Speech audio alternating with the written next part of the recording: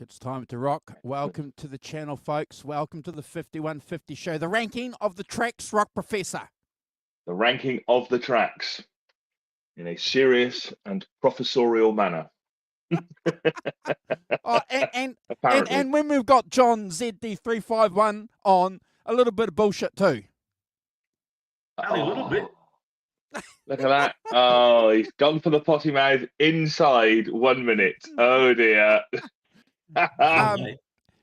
You got to have a bit of bullshit, though. When you're talking music, John, it's got to be. It can't be too serious, can it?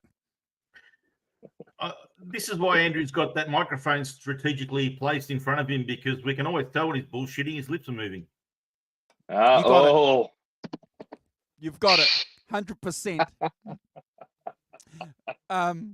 Welcome to the channel. Three Stooges, yes. Welcome Wilson, to the channel, Temple folks. of Betty. We've got a couple of cool people in the chat here that we're going to be probably talking to and soon about. Jonas in particular. I caught up with Jonas during the week, so I'm going to tell you guys what I did with Jonas during the week. So he won't mind me doing that. But guys, before we put ourselves bigger on the screen, I want to play a video for you. A good friend of ours, Steve Rosen, author of Tone Chaser. We've got copies of this book somewhere. Hold on. Anyway, somewhere there we've got a copy of Tone Chaser. John, he's been on our channel a couple of times. We've been lucky and fortunate enough, John, to have Steve Rosen on talking about his book 2 times. And one of the conversations that we had in the green room with him was that he was preparing to do an audio book. So we decided that we would share the shout out that he did for us around the time when he was presenting his audio book. So Rock Professor, we've already put this little video up on the channel, but we're going to play this now for folks who may have missed it. But thanks, Steve. Yeah, fantastic. Can you guys hear that? Hey, everybody. Yeah. Steve Rosen. I'm the author of Tone Chaser, Understanding Edward, my 26-year journey with Edward Van Halen. My book. Check it out. Check it out as soon as you can. And also go by and check out the 5150 show. These guys are amazing. I had an extraordinary conversation with them. You need to go listen to them, okay?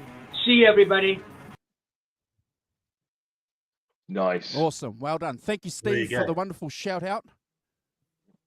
And Steve Rosen's new book, what I'm we'll reading do, Lord of the Rings, Simon, is out soon.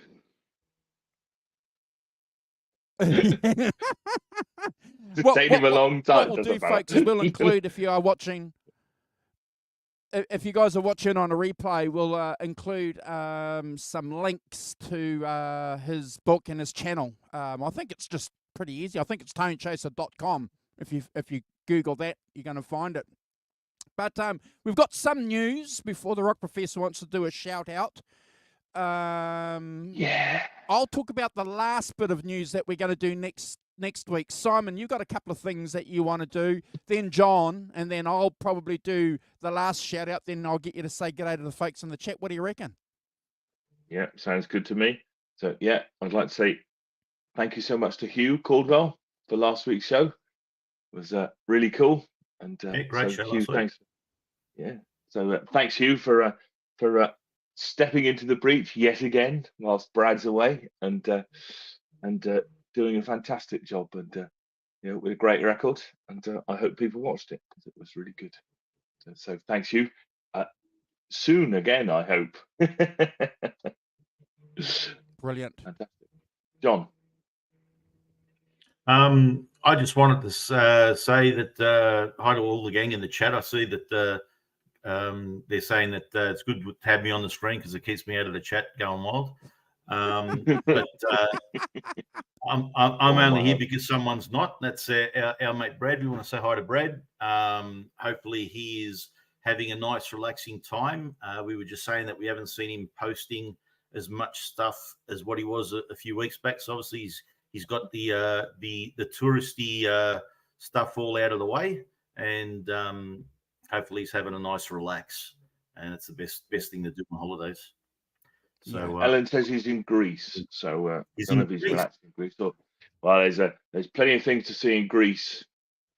definitely. Delphi, the Parthenon. There's plenty of old wrecks, or you could come on here and look at a few old wrecks. Yeah. Yeah. Awesome. My uncle used to go to Um, Greece. He was a bit upset the second time he went. He went back to the Parthenon. They still hadn't finished it. But anyway, No, well, yeah, you see, that's Greek builders view. Oh, Yeah. That's funny. So we got a lot of people here in the chat. So just hang around. Very soon, the Rock Professor's going to do a shout out to you. There's a couple of things I'd like to talk to you about. I was fortunate and lucky, folks, to have a chat with a very good friend of ours, Jonas, who's in the chat here a couple of days ago, and we spent just under 35 minutes just chatting music. So the plan that we're going to have is Jonas and I are going to do this a couple of times. We're going to hang out a couple of times, and then Jonas will join us for a show. That's the plan. So brilliant. we're gonna stick to that, Jonas. So we'll catch up soon in a couple of weeks. And Rock Professor, we're going to do something next week, a little bit different on the channel. Yeah, a little bit special. A little bit special, a little bit different. But other people kind of do it when they talk about other things, you know. But we're going to have a watching party here on the channel. We're going to start an hour earlier from now. I'll do a link for you, and we're going to have, hopefully, John ZD351 is going to be joining us. We're going to send an invitation to Jim and to Hugh. We're going to sit down, all of us, and we're going to play the 12 Bars Eric Clapton documentary that came out about 6 years ago. So, and comment, as you would normally if you're sitting down with mates watching a music documentary, and just make some comments about some points. Try not to stop it, John, a few times, because we don't want that 2-hour documentary turning into a 6-hour show, do we? well, that could happen quite easily. I'm bringing I sandwiches. usually like to talk through things. Yeah, bring snacks, nibbles, and drinks. Tent. Carrying on like the shows that I'm not on go for half an hour. Bloody hell. Look, we'll watch the clock. If we have to do part 2 or part 3, we will, because we don't want to do a show for yeah. We don't want to do that, but we'll be watching the clock. But that's Someone the will general say idea. So we're something, going to the have a other one's watching going to party. say, "What did he say? I couldn't hear what he said. You were talking over it." Yeah. That's the plan. I haven't watched the documentary in 3 years. The Rock Professor hasn't watched it in 3 years. And John, I don't think you've watched it, have you? If it's a 6-year-old doco, I don't think I have. I've got some old ones back in the day that I recorded on VHS, but I don't think I've watched a new documentary in a long time for Clapton. Awesome. Okay, well that'll be great. If you can make it and join us, I think you'll be intrigued by it. It's a pretty good history of Clapton, and it and he talks about issues that perhaps he hasn't spoken about before. So you know, it's a good documentary. I'm particularly looking forward to watching it with you guys. Yeah, it's good. Yeah. That's fantastic. Shall I do a shout out to the people in the chat? Please do. Just before you do that, though, Rock Professor, we might have to watch the time on that, eh? I think you're right. That could turn into that could be like a Christmas show. That could be an 8-hour show. The trouble is, some people on this channel talk a lot, you know, and it's like then it turns into an 8-hour Christmas show, and then look at the trouble we're going to be in. We'll see where we are at 2 hours. Yep. And we're only 20 minutes. 20 we're only minutes 20 in, minutes yes. into the bloody film.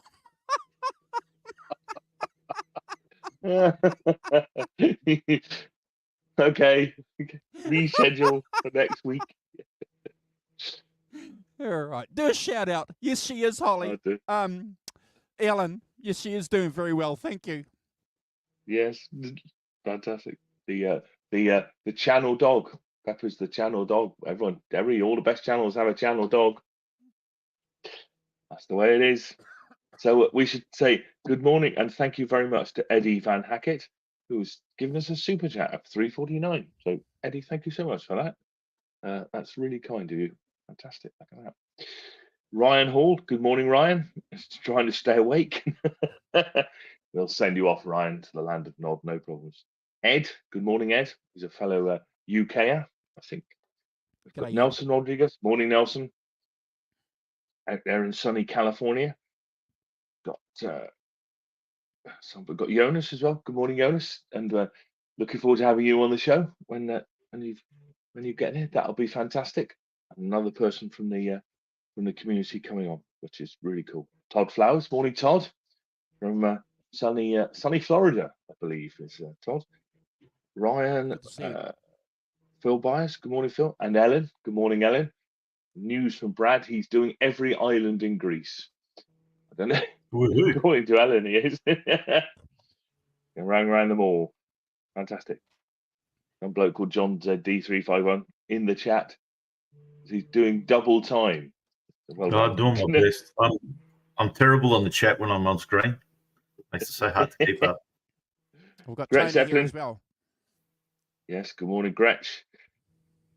And Tony Bunn. Morning, Tony. Good to see you. Hope you're well. All the UK people we see getting up early.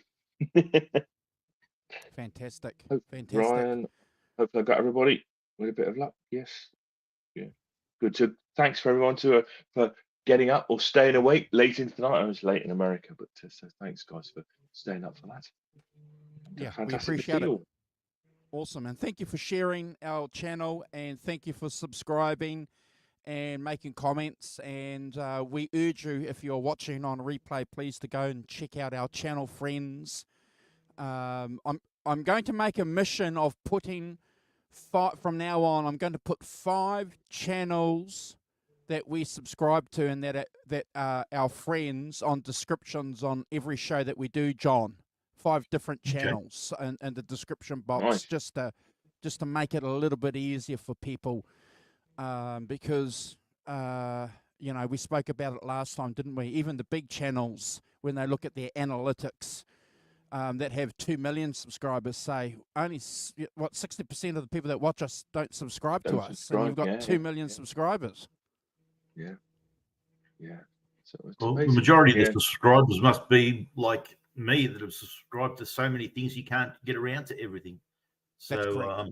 it's amazing if they're saying only a small percentage of their subscribers actually, well, small percentage of their viewers are subscribers. But I wonder how much the inverse is true as well. That how many of the subscribers are on every video. I know some channels I'm onto them pretty much all the time, as much as I can, but there's definitely some that I miss out on. Oh, I yeah, think, big if time. you're subscribed to 400 channels, it's very difficult to keep up with them all. It is really difficult. Yeah, 100%. Get your favorites, 100%. don't you? But we're going to do that, and like we keep saying, it's one of the things that we're proud of here on this part of the internet. We love sharing our platforms with other people's social media accounts. So we're happy to do that. If you have any projects that you're working on, or anything that you want to do, or friends who might be doing something, if you want to come on, if you want us to do a post, a community post, or anything like that, let me know. Let John know. If you don't want to talk to me and you want to talk to John, if you don't want to talk to the R.o.c.k Professor and you want to talk to John, because it works like that, and John will sneak me that message. Yep. Just have the man's ear. Just realised that Ed in the chat is Ed from the Fruitcake Tony show. As he just said, I just finished the Fruitcake Tony show. So Ed, hello. Sorry, apologies. I didn't realise you were Ed from the Ed Dubrel. Is it Dubrel? From From the Fruitcake Tony show. Ed, apologies, I didn't realise who you were. Just a man called Ed. Yeah, he's Tony's main man. He's Tony's main man. We don't do random Eds here. No. A lot of random Eds. Special Ed. We know every Ed. We know every Ed on this show. Yeah. Anyway. Yes, that's right. Yeah. So welcome, Ed. Apologies for not realising it was you. Oh. Well, I'm just glad Rock Professor didn't call him Eddie Van Halen. Eddie Van Haskell. That's I could call anybody almost anything. Frankly, it's All right, we're going to kick off this album, folks. So the album, it's kind of this album came out of a green room chat that John and I and the Rock Professor had. We were talking about a couple of albums. And to be fair, John mentioned this album, said, look, this is an album I wouldn't mind doing later on. And it piqued my interest as soon as he said it because I'm very familiar with this album. I owned this album in the mid-'80s. It's right bang smack in the middle of that decade that means so much to a lot of us, John, 1985. I see this album as a conduit for a lot of different things that I was personally listening to. So as soon as you said it, I thought, yeah, let's do this sooner rather than much later. Because Rock Professor, what are we up to now on albums to rank? 379, or is it? Are we in the 400s? Is it? God, I don't know. I don't know how many we've done. We've done a lot. I'm talking about to go. 400. At least 400 to go. If not, keep us going till we're all dead and gone. Frankly, we'll be sending in subs. I'm expecting Ali to be here, sporadically after Brad returns, but I'd give you a list of my own as well. Yeah. Well, like I say, it's just endless. I've been having chats with a couple of people. I remember having a chat with Helen O'Hara saying, when are you going to do AC/DC's Back in Black? You've got a couple of Australians on that show. You should be doing. And I said, well, we're coming to it. Yeah. So, but we're getting there, honest. Yeah, we're getting there. But this album that John mentioned in a green room chat certainly got me excited, folks, and so I booked it in and said, look, let's do a Crow presentation on this album, and we'll kick it off, and the Rock Professor will come through in third place with his comments. He's not too familiar with this album to the degree that John and I are, so it's always nice when somebody doesn't have as much of an exposure to an album like me when we were doing the Springsteen albums. Yeah.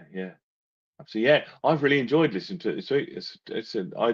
I've not really. It's a really good album. Yeah. I've really enjoyed it. Oh, yes, well, absolutely. I'm super excited to hear what you have to say. So I'm going to kick it off, folks, and then pass it over to John. So the album came out July 31, 1985. So it's going to be celebrating a birthday next month, guys. Don't have a lot of information personally in my bookshelf on John Cougar Mellencamp, so I had to rely on Mr. Wikipedia. But Mr. Wikipedia is pretty good for some information. I picked up a couple of little tidbits that I want to share with you that blew me away that I didn't know anything about. As much as I love this album, guys, I'm not a John Cougar expert, so I don't know a lot about the guy and where he went after this album, and we can talk a little bit more about that in the conclusion, I'm sure.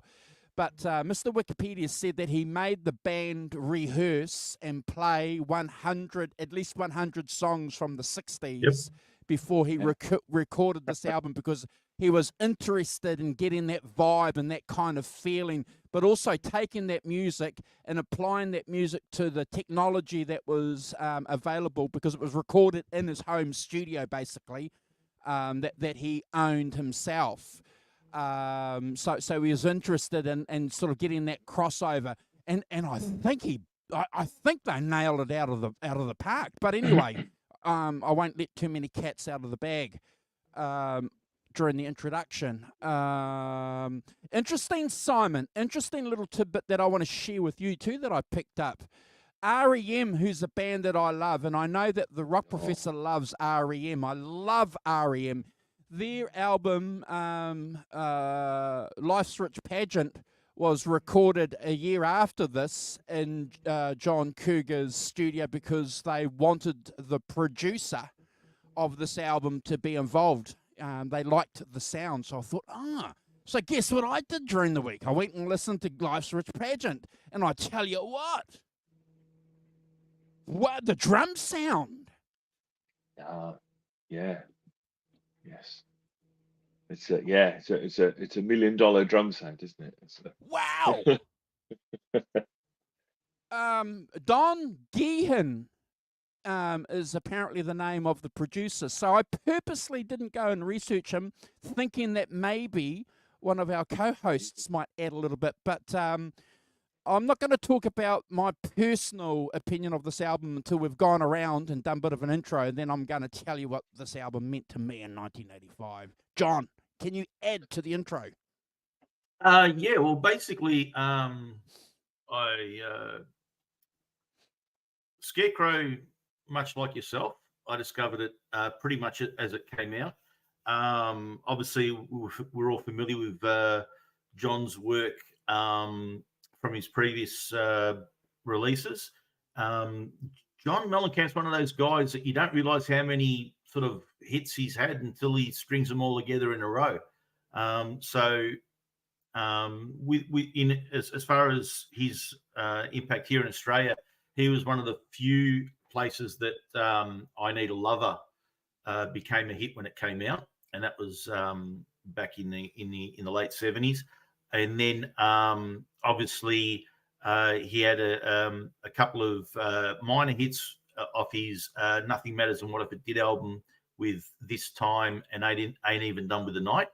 But he really hit his stride in 82 when Hurt So Good and Jack Diane from the American Fool album were really big hits.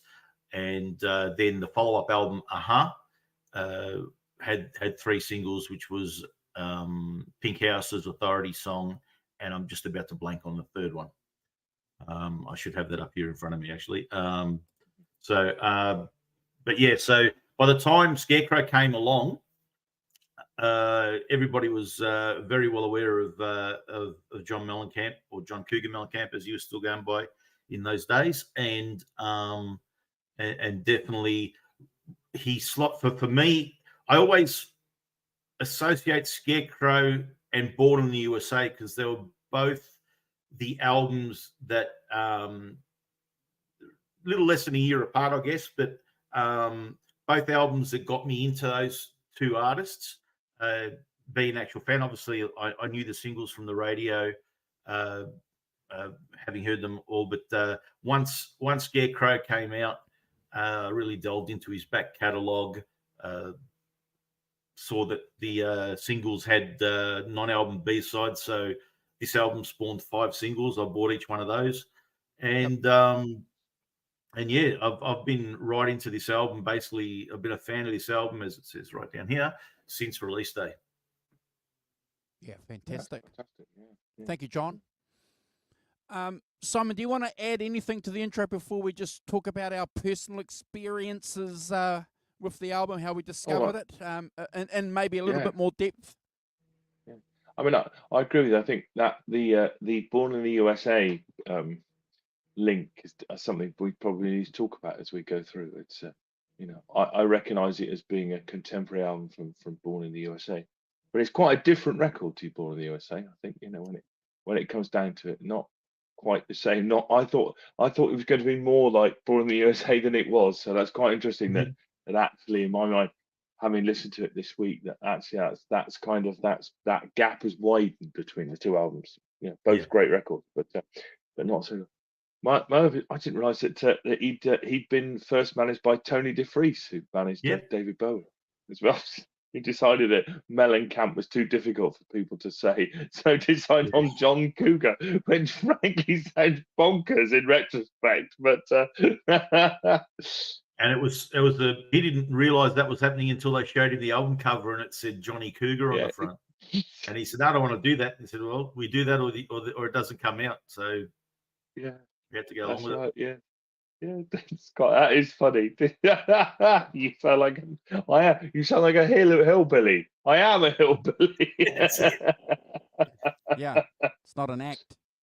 No, it's not an act. No, it is now when I'm called John Cougar.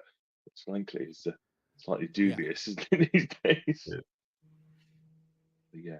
Awesome. Okay, so obviously my first experience with this album is something that we like to share with you guys too, and feel free to share your experiences too, folks, in the chat. I'd been out with a few mates on a Saturday night, John, and we had done some damage, and we were sick as dogs the next day. And I remember we were staying at a friend's place. His name was Bill Simpson, and he was a few years older than us. We looked up to him because of the fact that he was a few years older than us. Back in those days, Simon, you did that, you know. And we were, bumbling around in the morning, getting ready, having coffee and stuff like that, organising, what we're going to do. And he had this album, and he said, "Guys, listen to this." And he just bought the album the week before. He had a big stereo system, John, and he dropped this album on and played this album from start to beginning. Now, I was familiar with John Cougar Mellencamp because, as John said in his intro, folks, Jack and Diane of American Folk, and also the album before this, Tumbling Down. Tumbling Down. That was one that I was struggling to remember. Yeah. Yeah.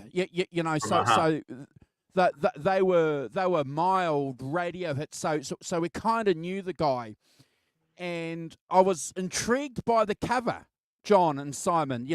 Because the connection I got from that cover, because I had, as you guys have said correctly and right, Born in the USA. I had bought that, so I could see similarities in the cover. So I thought, okay, it's going to be this kind of music, but it was more edgy.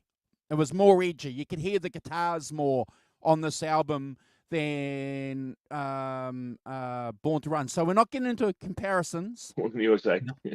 Born in the USA. Sorry, we're not getting into comparisons, but I remember distinctly hearing that and going out buying this album because of it. And being in the mid 1980s when I was a young guy, some of the songs especially were huge on my life.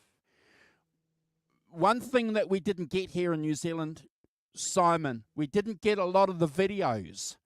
So, the radio, the TV stations weren't pushing. It wasn't until the album after this, John, where he started getting, with Nice Cherry and Bomb. Yeah. Where Paper he and started, that's it, where he became pop cultural icon. When this album was out in '85, he was still a little bit underground here in New Zealand. He was still a bit edgy, and I kind of liked that. But great album. So, John, quickly, if you want to add some more to your experiences, and then the Rock Professor. Man, I think the first thing that I would have caught on this album would have been seeing, unlike our poor brothers in New Zealand, we do get the videos here, and I saw the the video for Lonely All Night, and okay, that was a cool song. So that was the lead single off the album. I don't think it was released. To tell you the truth, I can't remember if it came out before or after the album was released. If you look up the info on the internet, obviously it's going to give you American release dates, and sometimes they used to differ back in the day. But definitely Lonely All Night, the Lonely All Night video was my first sort of link into this album, and soon after I bought it, and I told the story on one of the Springsteen videos that a mate of mine that we both sort of had very similar musical tastes. We would do a concerted effort to go to the record store and buy different albums each, so we could tape them off each other and sort of get sort of like a de facto 2-for-1 deal. But Scarecrow for me, definitely you know, the start of me getting into Mellencamp as it was coming out. Of course, I delved into his, got into it pretty quick, and started to get into the back catalogue. And for me, this is the first album that really is, and something I actually saw John say in an interview, that it was the first album that he felt wasn't 3 or 4 good songs and a bunch of filler.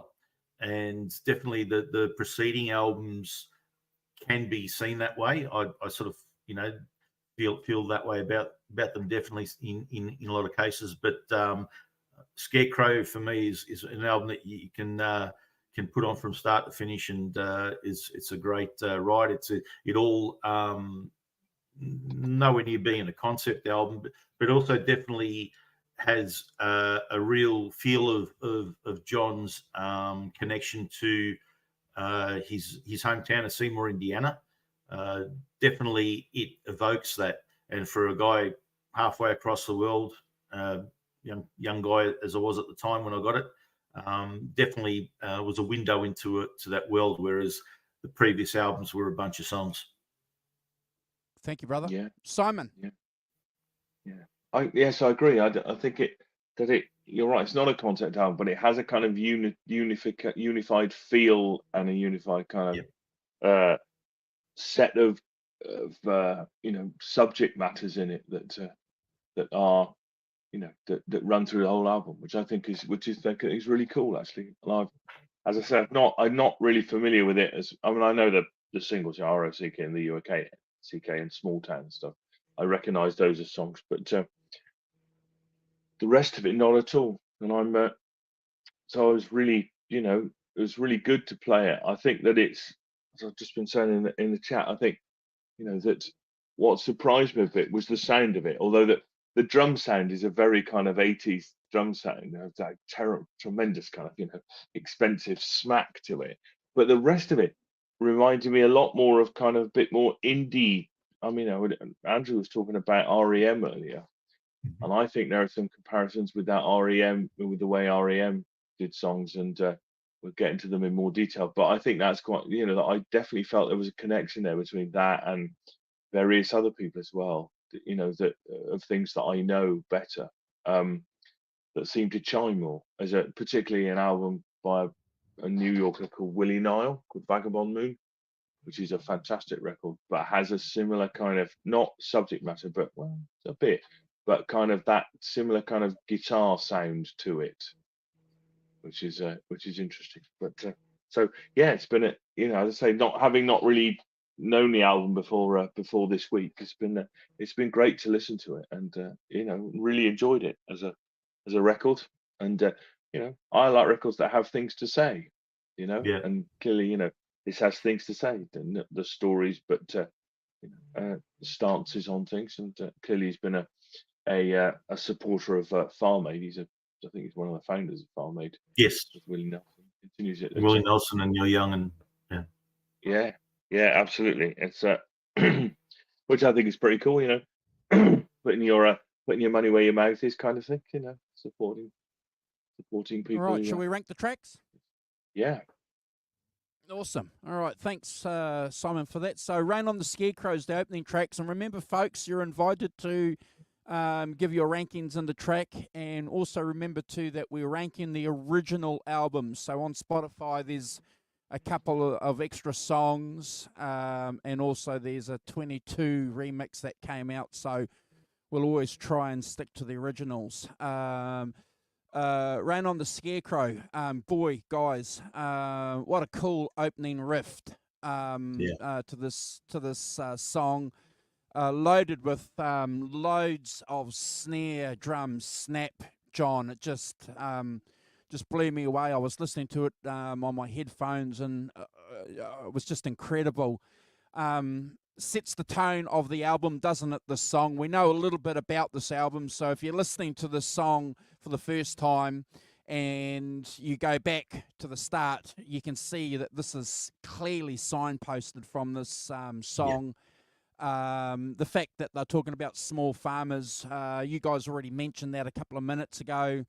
that John was heavily involved with Farm Aid, and that was a big thing here in New Zealand. It was being reported by mainstream media and on some of the musical local musical press magazines and newspapers, Simon. So we knew a little bit about it.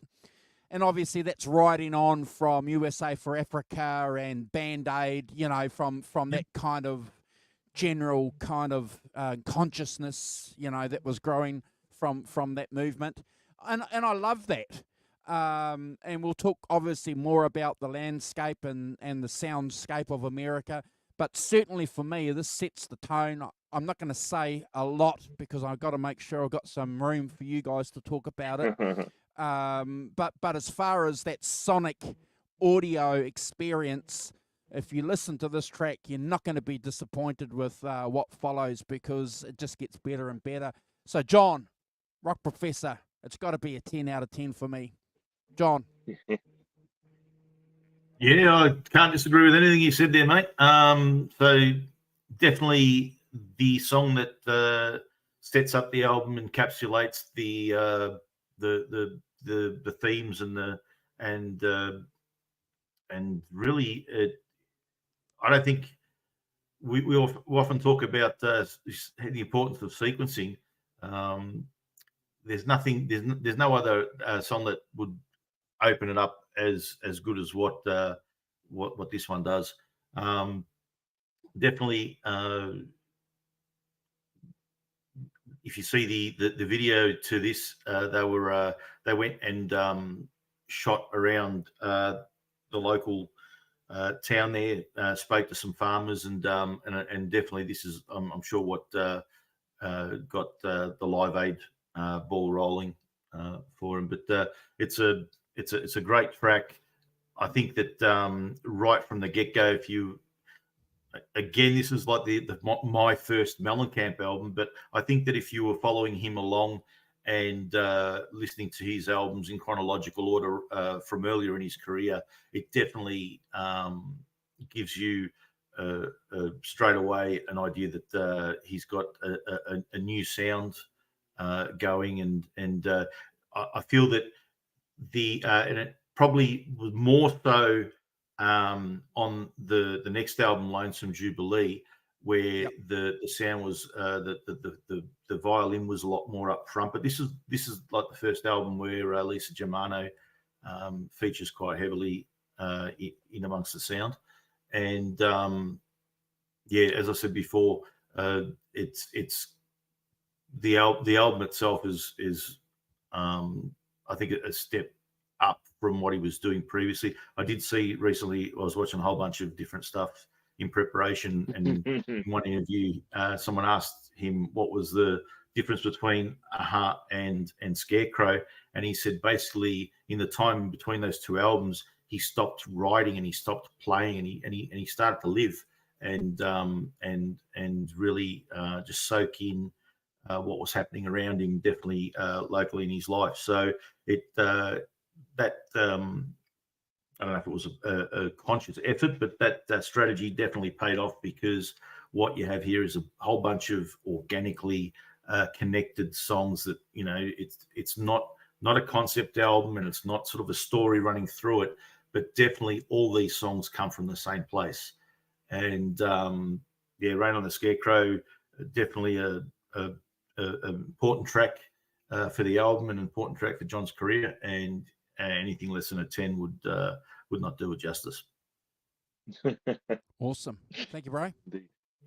Couple of things that I picked up. Apparently Mellencamp told Rolling Stone magazine, I just played Small Town for his friend George Green, who he co-wrote this song and other things. Hurt So Good as well. And he said, I don't know why these towns are going out of business. Towns like Freetown and Dudleytown, Indiana. We couldn't figure out why they were disappearing. We did our research and wrote this song. Reagan had been using grain against the Soviet Union and all sorts of other things. Talking to people was heartbreaking. Nobody wanted to lose their farms. And that's where it comes from. And a nice bit in the lyrics, when the banker forecloses on the farm and the song, Mellencamp introduces himself into it. He says, said, "John, it's just my job, and I hope you understand. Hey, calling it your job, old hoss, sure don't make it right." And apparently, this was culled from Cool Hand Luke, Yep. where the boss man puts Paul Newman's character in the solitary confinement box, telling him, "Sorry, Luke, I'm just doing my job. You've got to appreciate that." Luke replies, "Nah, calling it your job don't make it right, boss." So nice bit of quoting from film there. It's really good. Interesting things for me. I think that this sets out the sound of the album and kind of that guitar figure at the beginning. It kind of is what happens a lot on this record. I think, and that's one of the things that kind of ties it for me for bands like REM, is that they play a guitar figure, don't they? You know, it's kind of that melodic guitar figure that over the top of massive drums and stuff. And and then I'm sure you notice this, it drops into the same chords as Cover Me, which is the Springsteen link. You could sing Cover Me. It's like funny, but I like that sort of a connection and thing. So I don't know which came first. It doesn't matter. 3 chord tricks, and so it's fine. But it's really good, and I think that familiarity is nice if you've got a link to something else. That's really good. Guitar solo is kind of lots of double stops and really reflects. I mean, apparently, that they played hundreds of rock and roll songs and spent months doing. So that's very much a kind of rock and roll thing with the double stops. And yeah, it's a great opener, as I let's say a lot on these shows. Sets the tone for the album, sonically and vocally, lyrically as well. 10 out of 10 for me. Never a skip. Great start. Andrew. Awesome, thanks, mate. G'day, Tim. Good to see you, bro. Thank you for joining us. Don't forget to rank your scores or share your scores, folks, in the chat with us. Ryan's given it 10 out of 10. Good on you, Ryan. The next track is from John's Nana, Laura. And we knew this back in the day, and it must have been something that the record companies gave out, because I remember that we were having a conversation about this, John, that it was, his nana, or his grandmother, or, so that was always intriguing, and I kind of like that. And now, being the music fan that I am now, I especially love this. And I know that you and I and the Rock Professor had a conversation about whether or not we should rank this, in the green room a couple of days ago. We were always going to rank it, but good that we got consensus on this, because some people may not consider it a song. But I think this is that edgy authenticity, that John Cougar Mellencamp oozes from Indiana, that these guys have been brought up, and girls have been brought up with this music. It's entrenched in them. There's no fakery going on about it. And the fact that he's introduced his nana into this album, singing a traditional American song, for me now is just, the only word I can describe is beautiful. I just think it's just, I think back in the day, John and Simon, I just would have thought, oh, yeah, okay, it's pretty cool. I didn't think it was bad. But now, when I hear it, I think, wow. I've given this 9 out of 10. It's never a skip. And I couldn't imagine, John, this album without Grandma's tune. John. Yeah, well, our discussion was really, it was a quick question, and it was quickly answered, and we moved on. But obviously, this song really exists as an intro to the following track, which is Small Town. And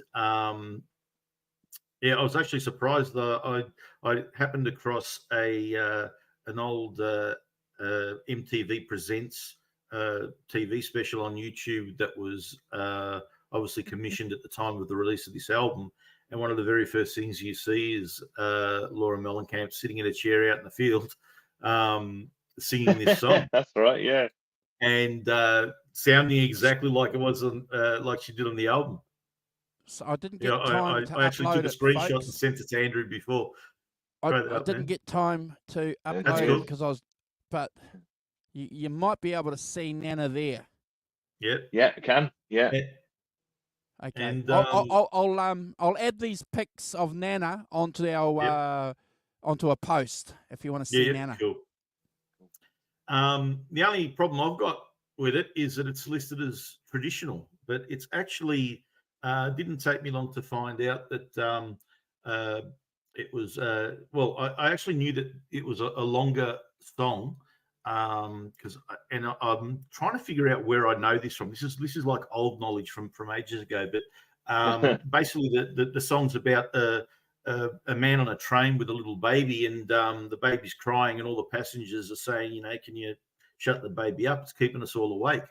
But as the song progresses, you hear that one of the other passengers say, you know, can't you give the kid to its mother? And says, I wish I could. She's the mother's dead. She's in the baggage cart ahead, and that's what the name of the song. So it's in the baggage coach ahead, and it was a song that was written back in 1896 by someone by the name of Gussie L. Davis. Okay. And it's funny, once you know that, you find all these other versions of this song out there that have been performed by different people. But so what we get here is only just the first verse of that song. And then that goes off into an acoustic, slow acoustic guitar figure, which then the dynamics of that set up for the punch of Small Town to come in and sound all that much bigger. Also, in preparation, I tried to find the set list for because I actually went to the Scarecrow concert when he came to Melbourne, and I see that as I suspected, John didn't change his set list around much, because I saw him on the following tour twice, and the shows were nearly identical in the between song banter. But this was actually the opening of the show, where he would play Grandma's theme over the PA, and then the band would kick into Small Town as the opening track. So for me, again, by itself, it kind of starts off and doesn't really go anywhere. And you know, if it was a song by itself that didn't have anything to do with the next track, I probably wouldn't rate it too high. I'd probably give it a 6 or something like that. But I think it does its job admirably, and is a great intro to Small Town. And I give it an 8. If I'm listening to the album, I'll never skip it. No, I think no. It was only 56 seconds long, isn't it? Yeah. I think it's for me, coming at this, you know, fresher stuff. It's something of a curio. I love things like this. I think that those little things, you know, especially as it's not just somebody. It's his grandmother singing it. I think that's really cool, and I think that's you know, and it's nice. And I agree with you, that kind of transition between the two songs. I think of itself, I gave it 6 out of 10. I think, you know, it's a plug, but I would never skip it. Not 56 seconds, because I think it has, you know, it has that connection to him and his grandmother, and I think that's pretty cool. And I think that's absolutely fine, you know. And I like the sort of scratchy, you know, kind of off an old LP kind The of old record sound. Yeah, sounds really good. So yeah, 6 out of 10 from me, but not a skip. And I understand, you know, I like the fact that it's there as a sort of curio. Andrew. Cool. And a lot of folks in the chat are giving it a 6 out of 10 as well. So you guys are awesome. Thank you for giving us and sharing your experiences with these songs. It's always good to share. So obviously we've all agreed that Grandma's theme is an intro, a prelude to the next track, which is a royal flush, because 1, 2, 3, bang, you know, we've got 3 outstanding songs, and this is the first one, Small Town. Wow, what an epic song. It's been a favourite song of mine since 1985, John. You know, I hear it on classic radio. I've played it in bands over the years. It's just fantastic. Everybody knows this song, you know, and it's deserved its position in rock and roll history. The lyrics, John singing, the way that he's singing on this, you know, with that authenticity, that raspiness that he has, the drum sound, but also the acoustic guitar sounds that you can hear playing through this song too. It's just fantastic. and not only on this track, on a lot of other tracks. It's just an epic song. It's incredible. The video, I saw the video probably a couple of years after when this album came out. They were playing it, as I mentioned on the intro, John and Simon. You know, when the album after this came out and became like this huge hit. And yeah, the video is just fantastic too. It just, it's incredible. Go and watch it, folks, if you haven't seen it. This is a Brad score. It's never a skip. Epic song. John, I'd love to hear what you have to say about it. Yeah, I love it just as much as you do, mate. I think this song is probably the soul of the album, you know, or really is an eye into the soul of this album. As I said before, the previous albums were a bunch of songs and could have been about anyone, anywhere, but definitely Small Town is the Small Town identity is flows out from this song to every corner of this album, and you can't distract me like that while I'm trying to think, man. That looks too cute. Yes, it's the channel dog, Pepper. Yeah, but look, Small Town, as you said, the video is a great bunch of photos and small video snippets of exactly what you'd imagine a little American small town to be. John's famously been quoted as saying, "The more I see, the more I want to see Seymour." And and home is home wherever you are, wherever you're from, and wherever you are, home is home. So definitely it grounds the album, and it gives us a real insight to the voice of the songwriter that is through this record. So Small Town, like you said, man, a classic song, definitely one of Mellencamp's signature tunes, and again, this album's real top heavy for me. It is a brilliant opening bunch of songs on here, and I'm giving Small Town a 10 as well. Yeah, fantastic. Put the fear of Jesus in a small town. Yeah. Yes, I mean you're right, John, and I think I completely agree with that. This is kind of, you know, if you had to play one song and said the album's like this is the song you'd play, wouldn't you? For sure. It has great. It's got that 3-chord thing that everybody loves and plugs into everybody's kind of rock and roll things, isn't it? Reminds me of I don't know why. Reminds me of the Ramones. You Don't Come Close. It's got that same kind of. It's the same kind of pace and the same kind of thing. You know, it's just what it reminds me of. There's 100 other songs as well, of course, and I think that kind of helps it, you know, give it a kind of classic sense and a sense, you know, of what it is as a song.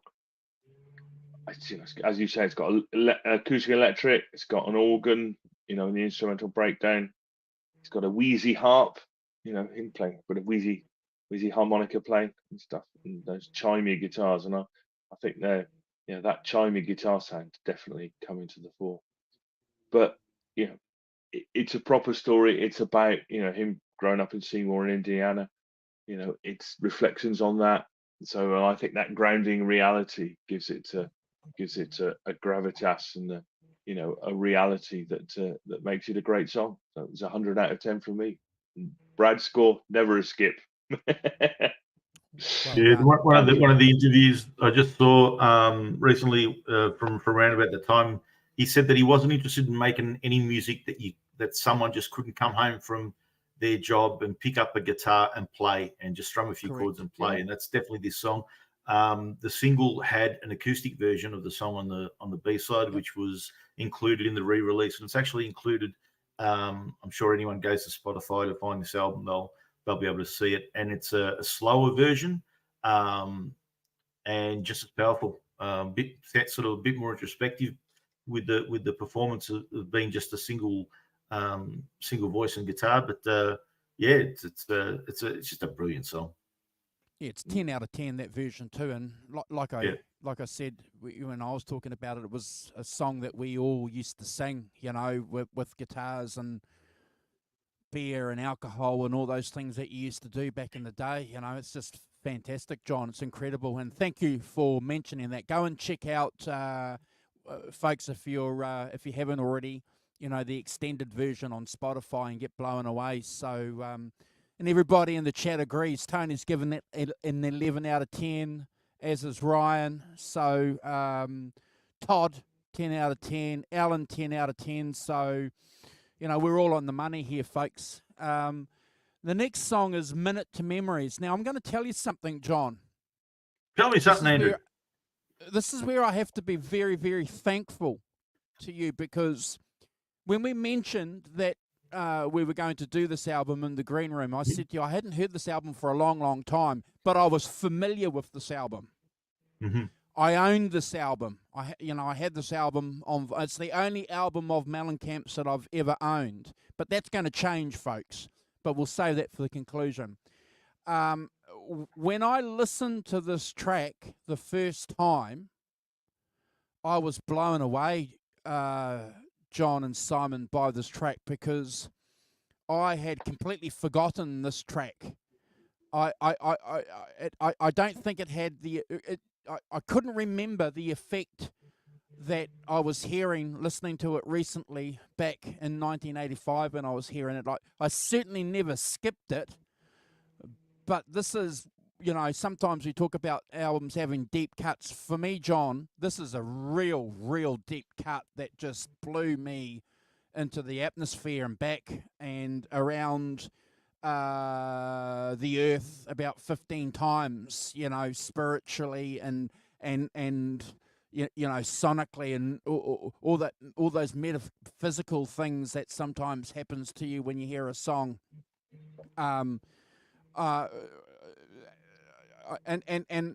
can't, in all honesty, not listen to Small Town and this song and the next song separately ever again. I don't think. Powerful song. Please, if you're watching it on a replay, go and check out the song. I think perhaps maybe in the day, John, I may have skipped this album because I loved Small Town and we wanted to get to the next one. So I think I may have skipped it, but I definitely won't be skipping it anymore. I love John's vocals, and again, the lyrics, you know, what he sings about. You know, go and check it out. It's a Brad score. This is a Brad score. I don't think it would have been a Brad score, John, but it is now. I can't give it anything less than that. Thank you, John. I'm amazed that you'd say that you'd skip this track. I'll just open by saying definitely my favorite track on the album.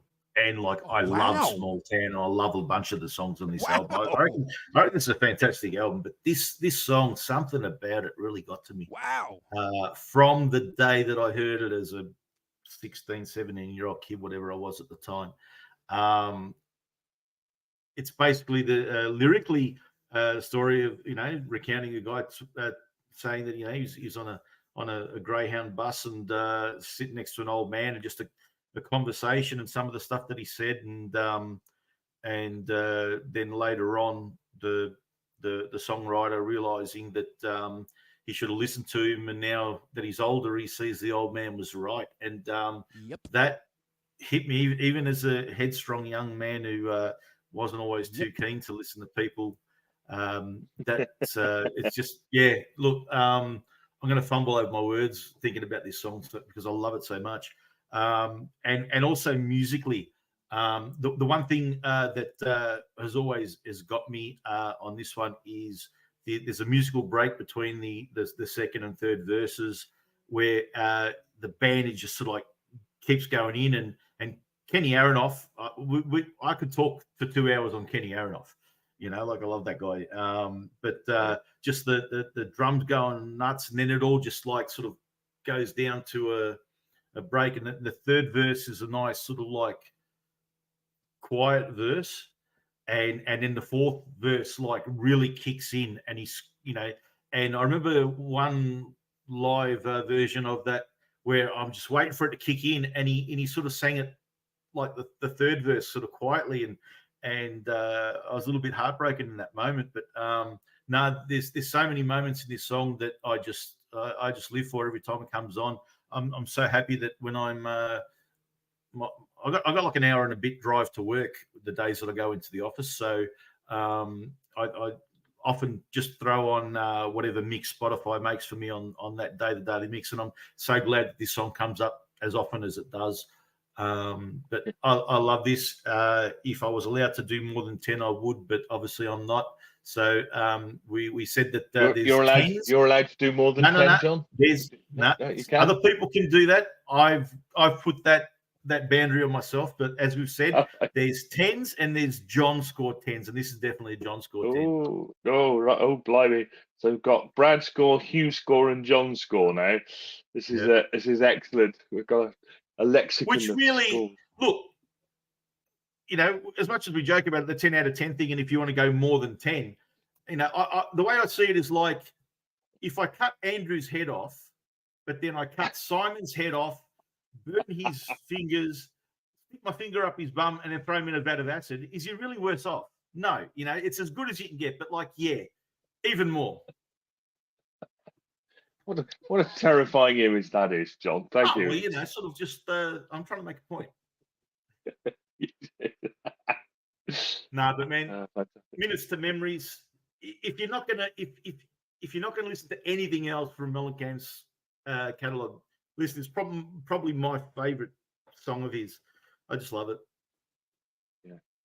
Yeah, it is a great song, and I as kind of, to me, because I'm coming at this fairly fresh, this is where the kind of Springsteen thing comes in with the characters, the name, Jamestown, Gary, all those names of places that evoke a kind of feeling, they evoke an image, they evoke an emotion, and I think that's, I always feel about Springsteen, his best, that's, those town names and those places, that's what they evoke. They evoke all those things, and I think it's got fantastic lyrics, and I think, that the chorus, days turn to minutes and minutes to memories. That's a great line, that's life sweeps away the dreams that we have planned. You are young and you are the future. So suck it up and tough it out and be the best you can. That's great, and having that as a chorus is a fantastic chorus. And as I say, that's the kind of thing I could see Springsteen singing as well. As kind of, that's my Lincoln, and I think that the way that it builds, doesn't got a really nice chimey guitar to start, but the way that it builds each of the choruses, you said, John, get to that, there's slightly more, but it's quite subtle, but it definitely builds to that choruses each time, and so it's a great song, fantastic lyrics. It's got to be a 10 out of 10, absolutely, never a skip. So cool. Andrew. Well, thank you, John. Thank you, Simon. Always a pleasure listening to what you guys have to say. And as Tony said, well said, John, it's the dog's bollocks. Brilliant. So you can't argue with that. Ed's given it 8 out of 10.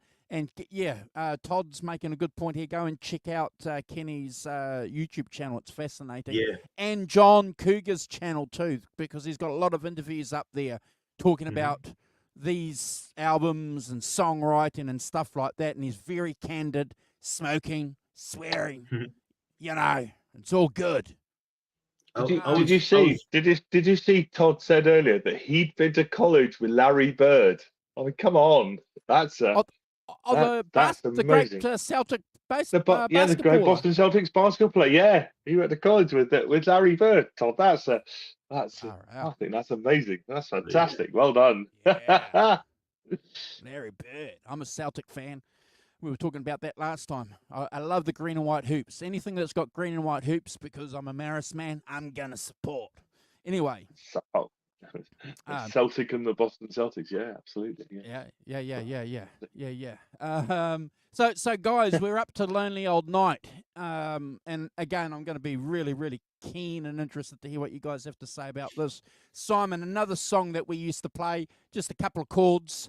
You said it, John. You said it, Simon, during the intro. John was really, really keen to make sure that he wasn't overcomplicating things, you know. He was interested in textures and musical textures and stuff like that, and could see where production John was going to do that. But as far as, you know, the actual foundation of the song, it wasn't going to have like 15 Beatles chords, Simon. You know, it was going to be relatively, without being disrespectful, simple. And this is a classic example of it. You know, classic riff. You know, the riff is just fantastic. You know exactly what you're going to get when you hear this on classic radio or on your Spotify playlist. The bass guitar, this is when the bass guitar for me, John, comes into its own on this track. The bass guitar, the way they've recorded it is phenomenal. Please go and check it out. Toby Myers has just done a fantastic job. And you can hear the wah. I forget where exactly, but I picked that up when I was listening on my headphones. Wow.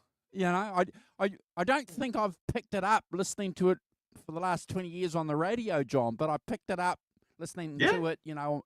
I don't think I had. But yeah, blown away by it. And I mentioned also, guys, before about the way that the acoustic guitars are produced and mixed into it. I just love the layers of acoustic guitars. There's 3 acoustic guitar players on this album. And they're all phenomenal guitar players. Can I just sort of make a bit of a detour a little bit? So when I was on Mr. Wikipedia made this interesting reference to Mellencamp being influenced by Paul Newman's role in a movie called HUD. And I was familiar with HUD. So I went and had a look. And Simon, the penny dropped for me again. So I've got to thank you again, John. I've got to buy you another beer because the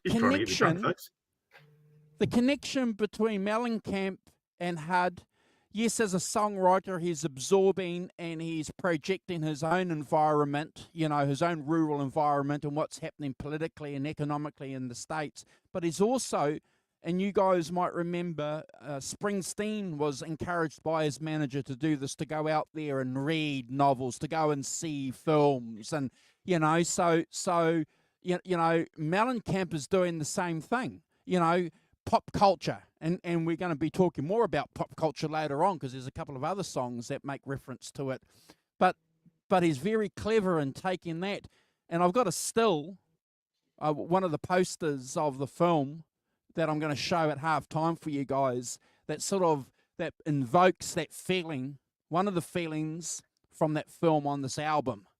And again, more pennies dropped, John and Simon. And my estimation of this album went up further, and my estimation of the song went up further. So it went from being a Brad score, Simon, to being a Hugh score. I just, the 3 tracks we've just listened to, you're in audio ecstasy. Oral, not oral. Oral. I know the Kiwis have trouble pronouncing the right vowels at the right time, but that's a very important one. That may have been a slip of the tongue. Well, there you go. Depends if you want it in your ear or in your mouth. Hugh score. John, give us your thoughts on this song. When the prof mentioned Paul Newman before, I was about to tell him, it's not the only Paul Newman reference on the album, and HUD obviously was an important enough influence on him that one of his sons is named HUD. Correct. So there you go. But Lonely All Night, as I said before, was our intro to this album, being the single, if not released before here in Australia, before the album, pretty much at the same time, just after, and obviously was the hook that got me in. And as I said, I would have seen the video, which was filmed at at a fairground, and again, Yeah. very much that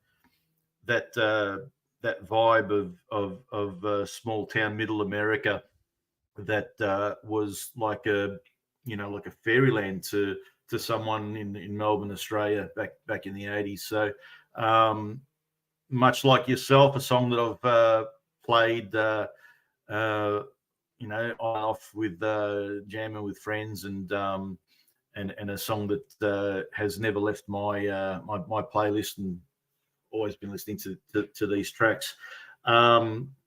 Really, like I said, to me, though the previous albums had been a bunch of great, a handful of great songs and some filler. You can't call this album, what's the rest of this album filler, but really these 5 tracks, 1, 2, 3, 4, 5, 4 songs really, but the five tracks, including the Grandma's theme. You've got sort of like a bit of 20-minute heaven there. It's just as good a bunch of songs you've had running in a row as what you could hope for. Correct. It's definitely a classic track. Deserves to be on the radio all the time as it is, and it's another 10 from me on this one. I've always loved it, and as much as it's in some ways very specific to its subject matter, it hits upon a whole bunch of universal truth, and that classic line of she calls a baby, she calls everybody baby. We all know her. Thanks, Ed. What's your take, Simon? You'll have to put your mic back on, mate. Sorry. Yeah, I guess it is interesting that thing about that Andrew pointed out about that connection with films and books and things, that that getting into so, and bringing those cultural references into the songs is fantastic. I think what I like about this song is I like the fact that the first 2 lines are kind of quite subdued, don't they? And then the second 2 lines, they open up instrumentally into it. Opens itself up instrumentally, and then it goes back, and then into the chorus kind of thing, that muted, tense part and things. And as you say, Andrew, that the solo with the wah-wah in it, that's again, the little textures, the little things that really make these things. Last song we had a mandolin. Now we've got this kind of wah-wah guitar. So just these kind of textures that make the songs interesting and keep them alive, but also in keeping with that kind of rock and roll thing, the 3 chords thing, and keeping them relatively musically simple, but very melodic. And I think that you can't underestimate the song. It's all about the song. This, and it's I think fantastic. I think there's loads of interesting things in here. So 9 out of 10 from me, but never a skip. Absolutely not. And I agree with you, John. I think it's a great run, isn't it? The first side is a great run. I'd include the next record as well. I think that you make a great point about that. That the way that it's programmed, and quite often there are albums like this, where side 1 is so great, then you have to do something else on side 2, don't you? So, but that's interesting. Anyway, Andrew, back to you, Ed, boss. Thanks, Yes, Ed, for thank you, joining Ed. us. If you've, we always like to say goodbye. Sometimes we interrupt, sometimes we don't, but it's always good to see you. Go and check him out, folks. He's on, as John said, he's on the Fruitcake Tony show. Last track on side 1 is Face of the Nation, and again, Simon and John, I have to tell you, I'm blown away by the amount of riffs, really, really cool riffs on this album. And we often talk about the experience of listening to an album. And one of the great things that I love about doing this show is that we do this once a week. We experience the experience of listening to an album. If I'd listened to 3 of these songs or 4 of these songs last week, John, it wouldn't have mattered much, in the context of things and my musical development as a man, which is growing and grows daily. So that's certainly one thing that I picked up. You know, there's some riffs on here, and again, the political context. You know, I had to think back. Okay, so what was happening in '85? You guys said it. Reagan was in charge. You know, he was the trickle down theory. You know, Reaganomics. You know, Yeah, that's right. Yeah. you know, and I remember, you know, being part of those conversations back then, a little bit about what's happening today. And we're not going political, but, you know, the situations in America are still the same 30, 40 years later. You know, we've got that political cleverage happening again, you know. And so this song, for me, is just as relevant today as it was back in 1985. So, you know, loved it.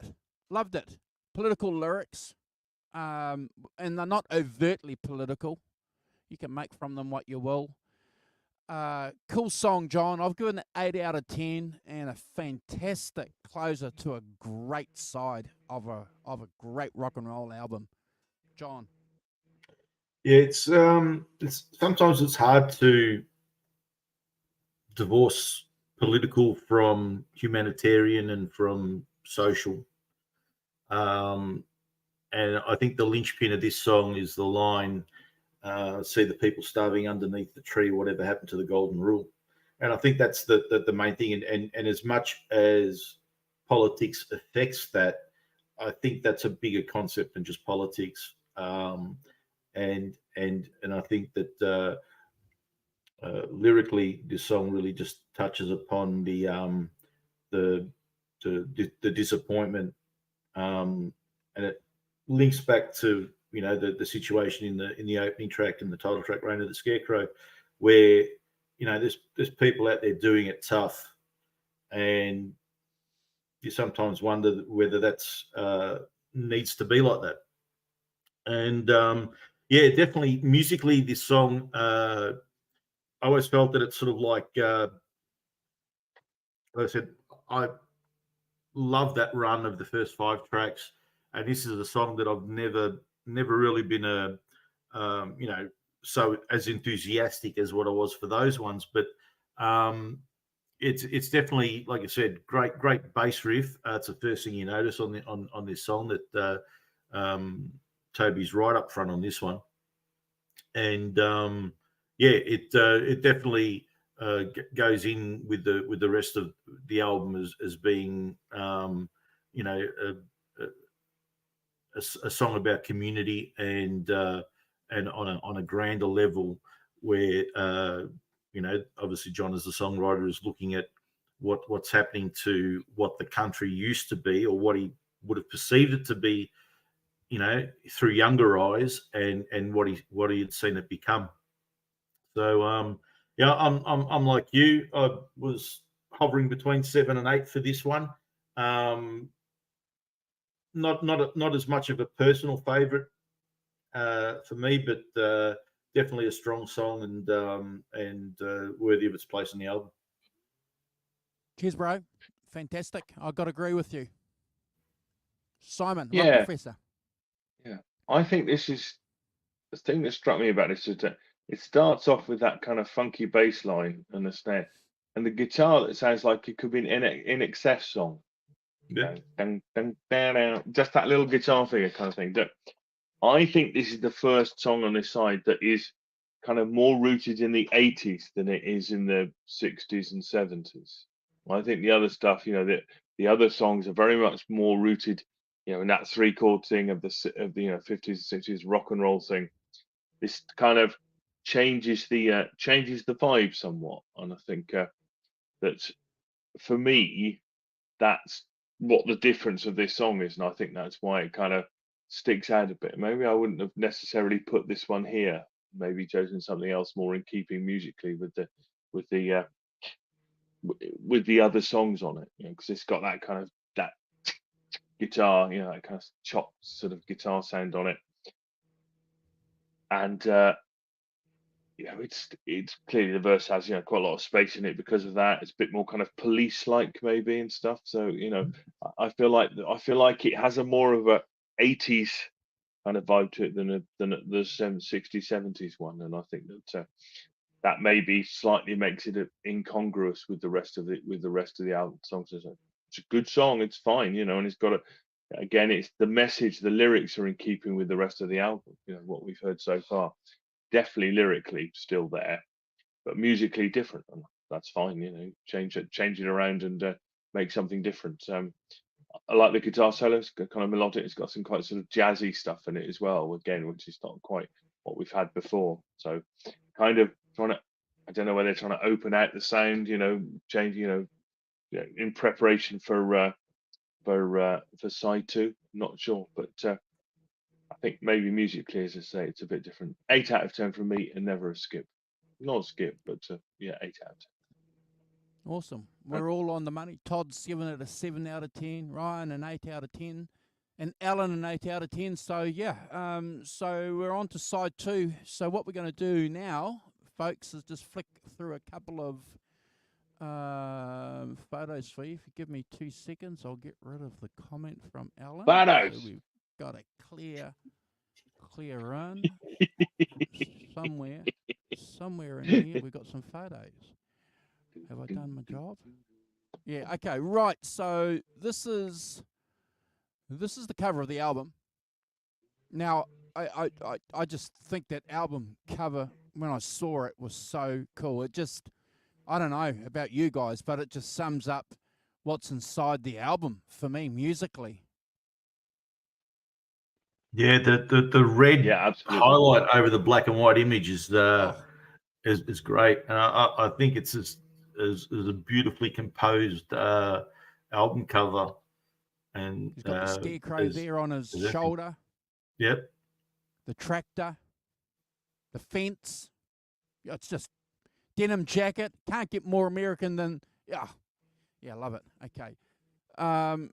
Here is there's a lot of photos on the internet, folks, obviously from that session, but this is another one off the session. And John. I've seen that photo just before. I wasn't as good a version as what this one is, but this is actually the photo that was used on the front of the tool book.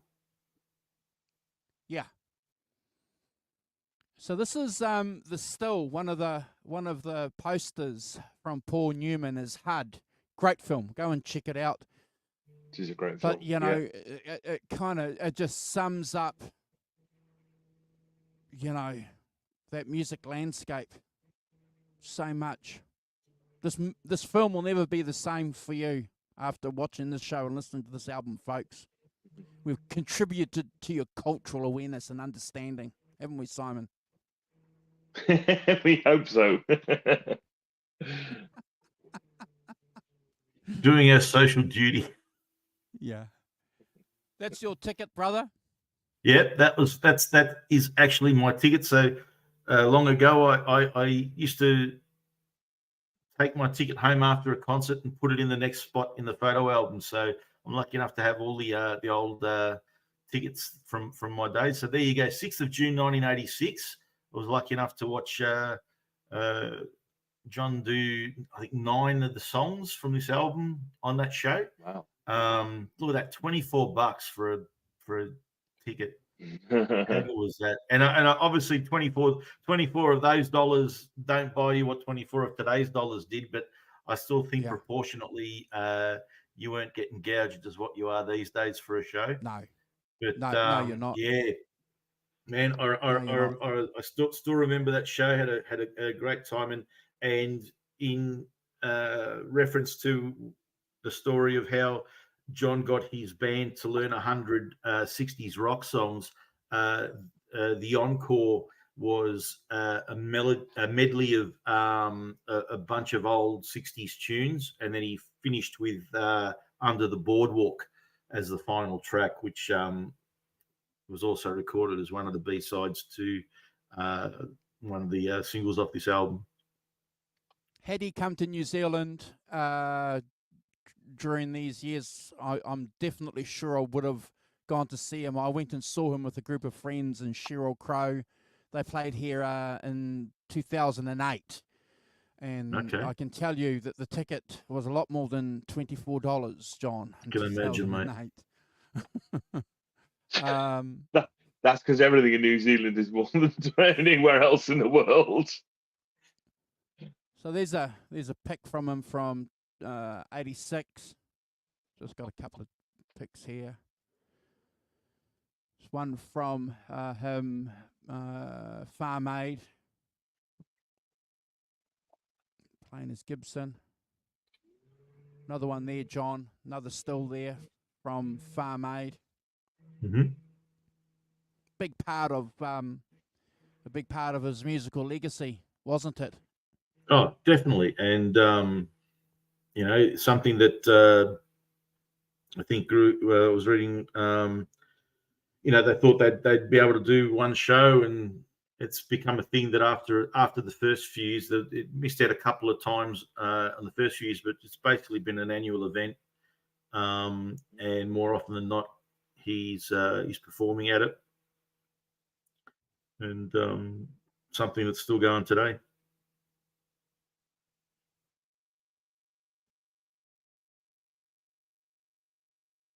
Okay, I'm going to isolate you, brother, because you've got some other items there that you want to show us.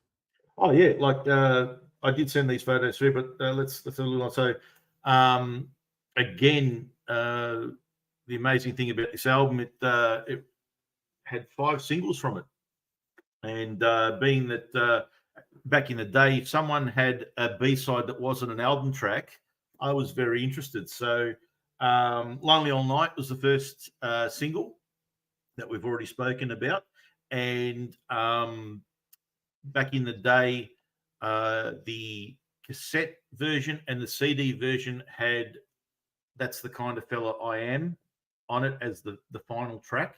That didn't fit onto the LP, but was the B-side to "Lonely All Night." As we already said, the follow-up single to that, "Small Town," had the acoustic version of "Small Town" on that.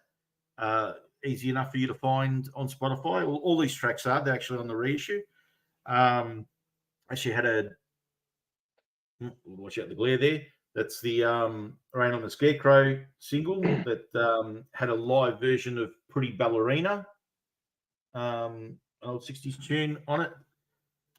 Then after that was R.o.c.k. and the actually, we got these in the right order. I might have. I think R.o.c.k. might have been the third one actually that was released, and that was probably the biggest hit chart wise off the album.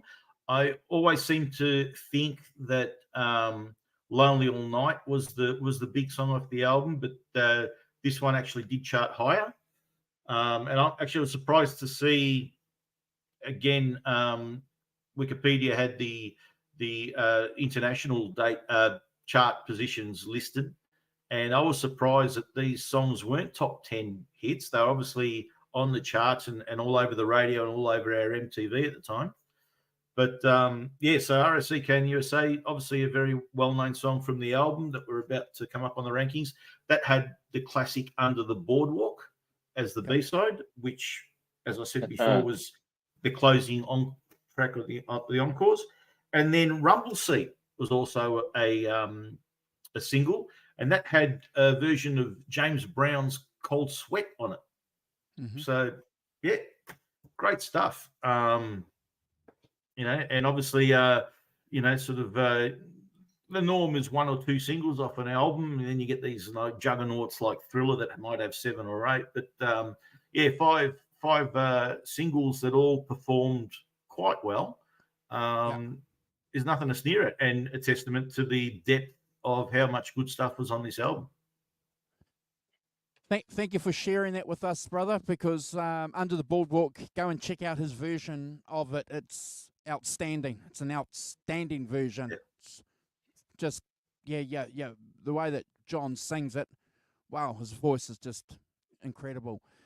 A couple of comments here. Ryan saying, notice he's behind the fence holding the line, but looking down like he knows it's not sure, but he won't leave Exactly. The fight, the fun farm. without a fight. Yeah. Exactly, mate. Exactly. It's an incredible album cover. So we're on to side 2, guys. Justice and Independence is the first track on side 2. Gosh, we've been talking about this instrument just about on every song, Simon, and I know that we do get excited when we do listen to an album that has a powerful drum sound. It does excite us, and this album certainly isn't letting us down, but the power snap on the snare on this track is just phenomenal. I'm sure he's just cracked it another couple of decibels. They've brought the mics in even closer on this, because it's just, again, phenomenal. I do have one little bit of a criticism, John and Rock Professor, about the song. One little bit of a criticism. And I'd be keen to hear what you guys have to say about it, whether I need reprimanding or whether or not you guys agree with me. That's fine. But the sax solo on the bridge is pathetic. That when you've been listening to Bruce Springsteen over the last couple of weeks and listening to a powerful sax, and I make reference to this often when we talk about saxophones, but Bobby Keys, and when I hear a sax not being up to that level, and I'm saying it should be, but I think the sax instrument on doesn't add anything to the track at all. It just it's not my favorite. I've given it 8 out of 10, but a great opener for side 2, John. I have always loved this song more than it deserves, I think. I understand everything that you said about that. I don't necessarily disagree with you. I think, to me, the sax, it's nothing. The simple fact that now that I'm just, as you were saying, I was trying to picture it in my mind, I couldn't really pick it out as a separate thing. But I know John himself has said that he was was a bit of a hit and a miss with what he was trying to convey lyrically. It's obvious what he was going for, using justice, the nation, and independence as Sure. Sort of like an analogy for those characters and for how those concepts have behaved in the story of, like, rephrasing them as a family unit. And that was a bit clumsy, and maybe with a bit more of a rework, he probably could have come up with something a little bit more successful in that avenue. And I get what you're saying about the saxophone. What I've always loved about this this song has been the music side of it. The rhythm part's great. And especially that middle break, even though, the sax solo is nothing special, but number one, an amazing drum break that rivals Kenny's previous. Like, everybody talks about the drum break from Jack and Diane. This one's a killer as well. And when you were showing the photos before, it just reminded me of how much of a crush I had on Lisa Germano. But I mean, the way Kenny plays, he could have easily stolen me away from her with the way he plays drums, man. I was lucky enough back during COVID. A friend of mine, Jason McNamara, was doing some live streams with different people, and he actually got me on when he was interviewing Kenny Aronoff, and I was able to have a very brief, quick chat and just tell him how much of a how much I love his playing, and we're blessed that he's session music extraordinaire, that he's been on so many things. If I see an album that doesn't really interest me, but I know that Kenny's on it, I'll at least give it one listen, because I know he's going to do something brilliant on it. But back to the song, I've always loved this song, like I said, more than I think that I should have, just because that musical break in the middle, I think, is awesome. I think it's a brilliant moment in this album.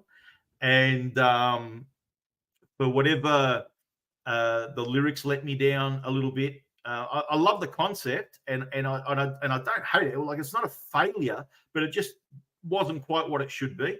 But definitely lyrics and saxophone solo aside, musically I love this, and I know that I've overscored it, but I'm going to give it a 9 just because personally I love it, and it always brings me joy. And why else are we listening to music? No problem. Indeed. Personal, Fantastic. completely. Appreciate that, mate. And we've got Brad is jumping in the chat, so we Yes. want to say good Hey. morning. Good morning, From bro. Good to see Santorini. you. Fantastic. Keeping out of trouble. Beautiful. Yasu, mate, Yasu. Live from Santorini. Beautiful. You drinking White lots of dog. ouzo? Rock Professor. Hopefully not ouzo for breakfast. That's not a good. Take the fun out of everything, Prof. Jeez. No, I did in my younger days in France. The French equivalent to ouzo is of course Pernod, 51, that. And I can remember having that and sausage for breakfast on a French farm with a load of French guys sitting there chatting and eating sausage and drinking glasses of Aniseed flavored alcohol. yeah. It's a great way to start the day, man. Don't do it too often. That's my advice. Anyway, I had beer instead of milk in my Cocoa Pops once, but yeah.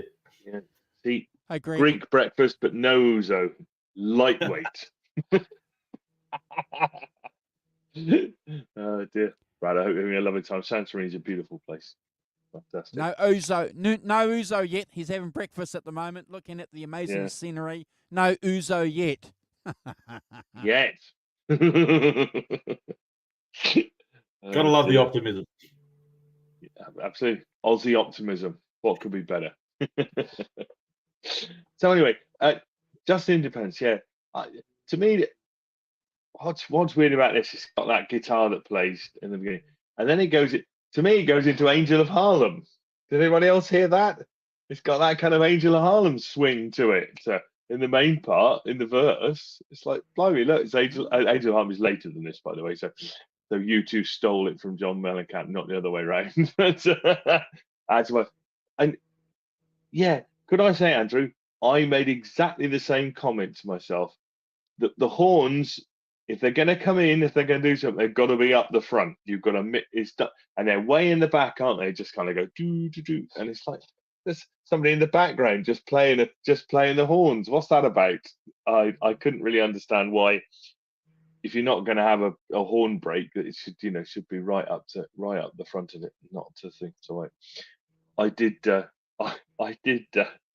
make that comment myself. So I agree with you about that. And it's interesting that contrast between Springsteen and Clarence Clemens. When you come in, bang, it's a statement. It's and I think that things like horns have to be a statement, really, more than anything else. No, as I said, it's got that nice swing to it that reminds me of Age of Harlem stuff. So I gave it 8 out of 10. Never a skip, but as you can see, kind of broadening it out a bit. And as I say, although I don't think the horns are a success, I can see that kind of adding them in here is something that the texture that you do. Awesome. Andrew. Thank you, Simon. Snoozo, Greg calls Ouzo. Snoozo. Snoozo, yes. Morning, Greg. Good to see you, Greg. Snoozo. I've got to remember that one. So, if I'm correct, gentlemen, between, gosh, I can't even read my own writing. Between something? What are we? Between a laugh and a tear. Between a laugh and a tear. A long song, guys. 4 minutes 32. And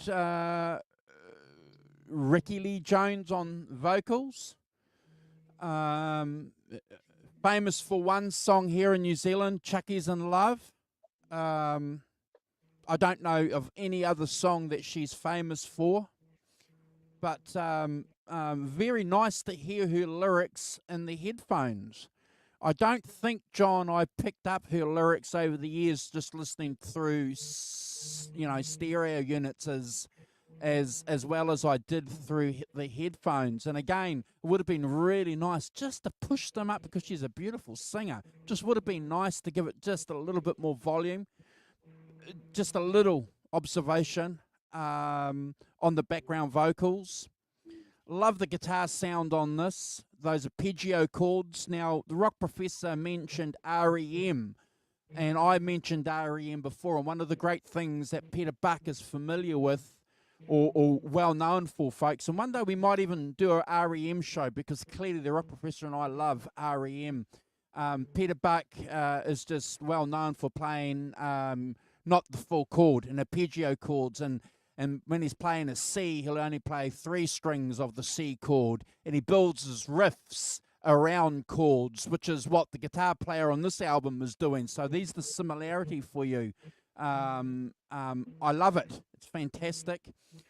But then, John, I was listening to it the second or third time, and I reckon they should have ended this song at 3 minutes 30. It's too long. It's too long. The last minute, I find myself wandering, and I haven't done that on any other song on this album. So 9 out of 10. I'm giving it a 9 out of 10. Though great song, but sometimes a song can in our opinions, or my opinion, I'm not putting words in the rock professor's mouth yet, or yours. But sometimes, we have pointed out sometimes that a song may be too long, and I think for me, this is probably one song that is, but it's 9 out of 10. Simon, John. Fair enough. I've always loved this song. I understand what you're saying, and I've never really thought about that. And actually, I was quite surprised when you said it was a long song. I never really thought of it as a long song, but I've always quite enjoyed it. For some reason, this, and there's a song off his Big Daddy album called Mansions in Heaven, which not really the same sort of thing, but for some reason, I always think of the two. One reminds me of the other in both directions, and I don't know why. And I love them both. But yeah, as far as Ricky Lee Jones, I recognised the name. I didn't realise it was her until a long time after. For all my reading of liner notes, sort of just didn't really pick up on that. But no, I've always loved this song. It's probably in some respects a real high point aside too for me. I had my ups and downs with some of the other stuff on it, but I don't always go looking for this song, but then it's just like slipping into a nice comfortable chair when it pops up. I find it very I'm trying to think of the word for it. It's like more that it's the feel that it gives me of I think the line "when paradise can no longer amuse you," which pops up a few times in the song, is that everything's great, but then there's something within. As much as every cloud has a silver lining, every bit of happiness has its tinges of sadness about it, and I think it's a great little insight into the human condition. Whereas a lot of the other songs are very situational, this seems a bit more emotional, and I think it's a great song. I've always loved it, and I'd pop this one up as a 9 as well. Awesome. Yeah, I think that it reminded me a lot of. I think REM is a good shout, Andrew. That kind of arpeggio chord things. Also, for some reason, it reminded me of an English songwriter called Lloyd Cole. Lloyd Cole and the Commotions. I And know the you've come across them. Commotions. Yeah. Yeah. Their first album, Rattlesnakes, is a fantastic record, and reminds me of that kind of where you have a kind of strummed guitar and then you have a guitar over the top that plays a kind of sort of arpeggio melody kind of thing. That's very 80s kind of thing. But Lloyd Cole does it really well, and this reminded me of that. And you've got that kind of, again, it's got that kind of muted arpeggio guitar, a bit like the Police, message in a bottle kind of thing, ding ding ding ding ding ding ding thing that going on as well. But I agree with you about Ricky Lee Jones. I think she could have been given a bit more, couldn't she? As it's a bit lightly used on this, but I think it's got a great. I think that we forget, don't we? It's great melody. It's got a great song, and the starting point of any of these things is that can you sing it? Can you hum along to it? Is it something that will stick in the brain? And I think this does that very much so. It's got a piano on it as well. First time really with a piano, I think, that sticks out as the featured instrument on it, and some nice kind of towards the end drop down, to guitar, just the rim shots, just towards the end. And I'm fine with the second guitar playing the solo, sort of solo guitar at the end. I think that's fine. It's kind of what you do on this to the fade out. 9 out of 10 for me. Never a skip. It's a great song, and I really like it. Andrew. Cheers. And 9s from most of the folks in the chat. Todd's got a 8 out of 10. So yep, thank you guys for is somebody's phone ringing on vibration? It's not mine. Not nothing me. Vibrating. Okay. Must be you. So here in New Zealand back in the old days, and I assume it's still a situation today. I had a Holden EH station wagon, John, and when you were with the boys and you were going somewhere, there'd always be a race to be shotgun, because the shotgun was the guy next to the driver. And then I remember, when this album came out, a few of us used to call it the rumble seat, again,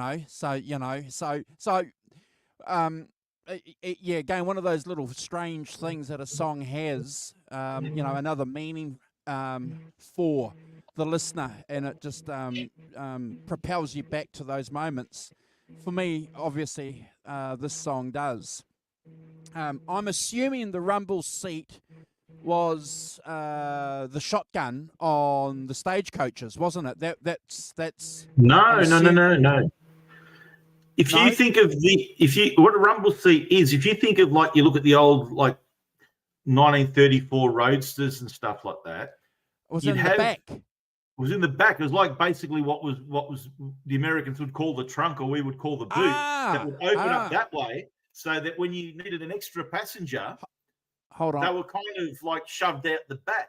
So this is what the lyrical content of the song is that when you were in the rumble seat, you were kind of sort of relegated. You thought about station wagons. The actual rumble seat wouldn't be shotgun. Rumble seat would be out, in the cargo area behind the back seat. Okay, interesting. So again, the lyrical content of the song is that, oh shit, I'm stuck out back here in the rumble seat, but then in the last verse, hey man, this is where the fun is.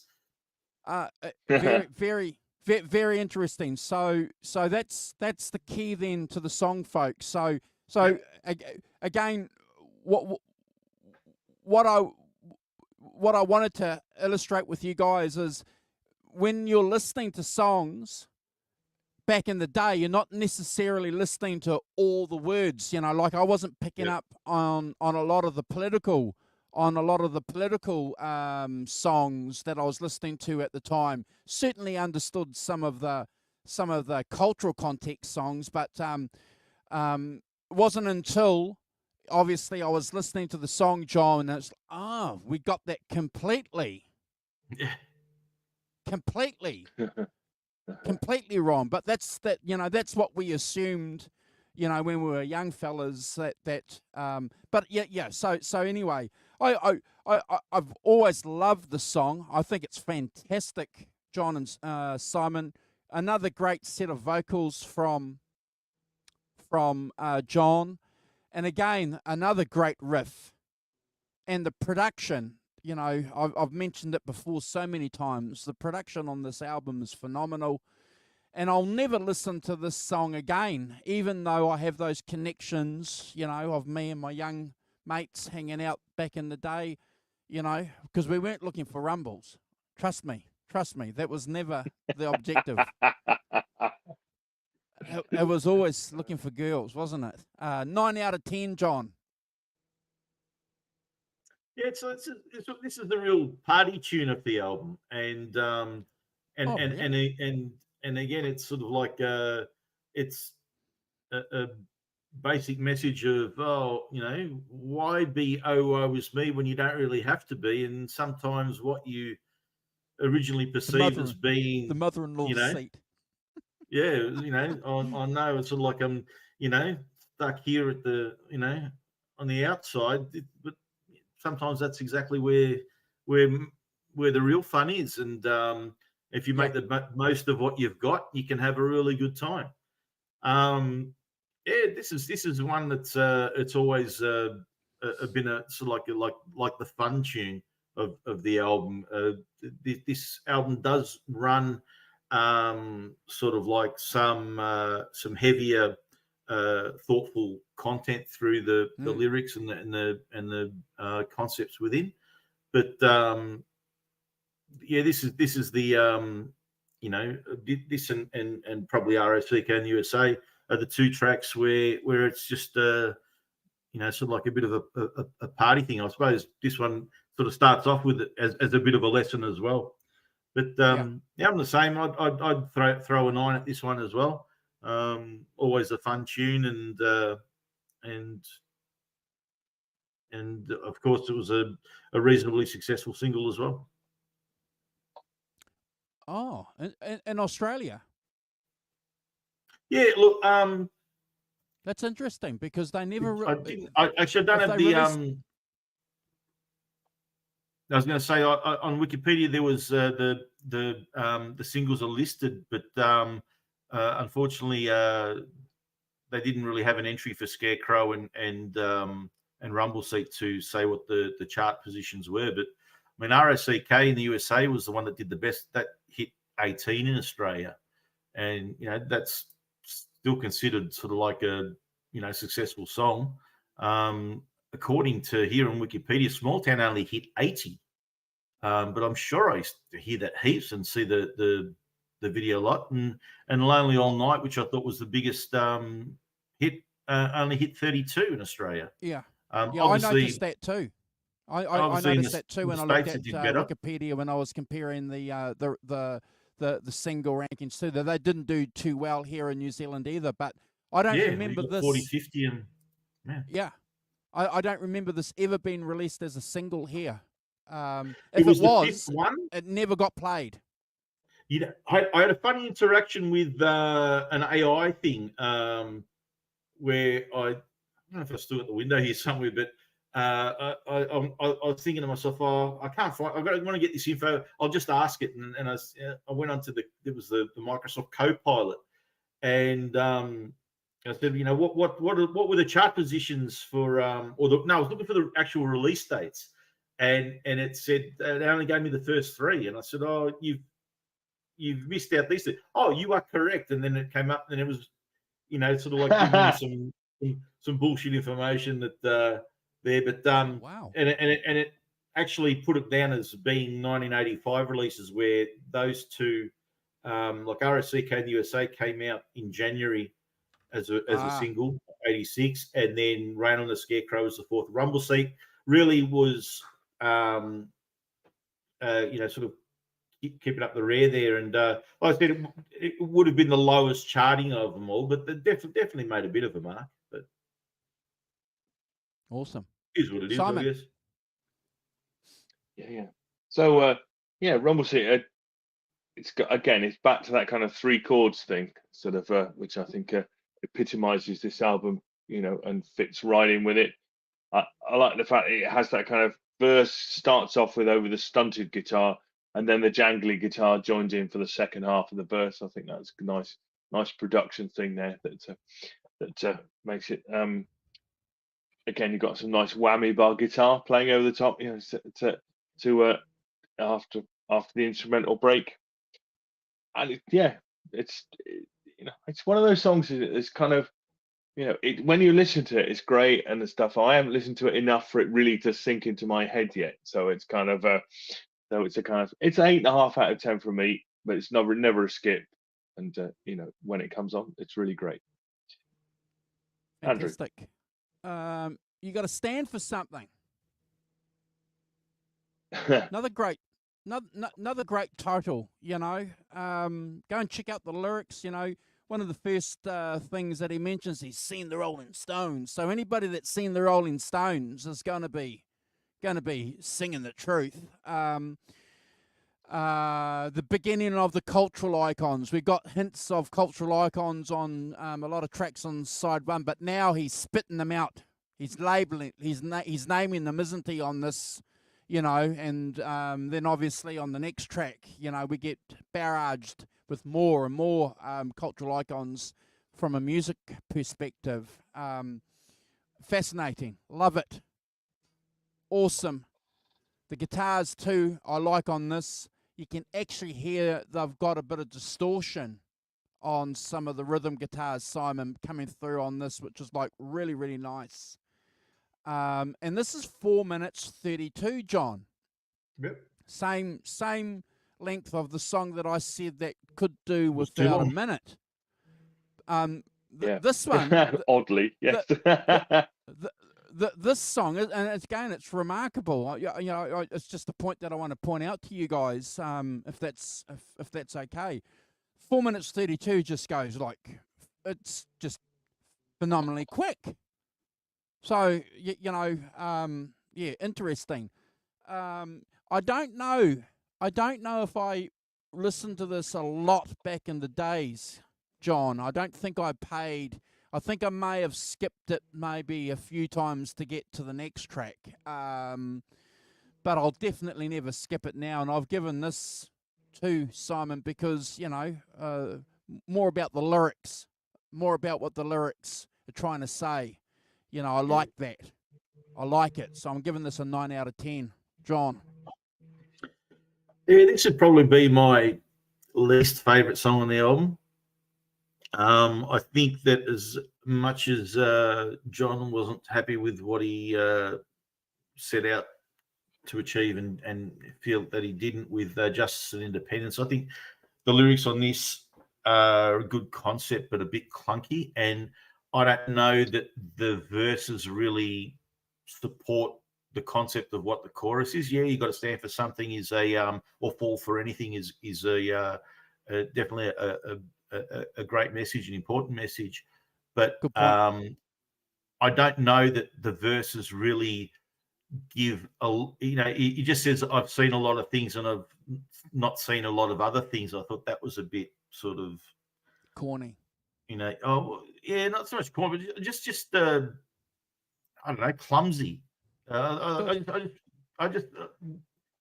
find myself always the clumsiness of the lyrics I find distracting from the message, and again a lot of the things. 8 out of 10.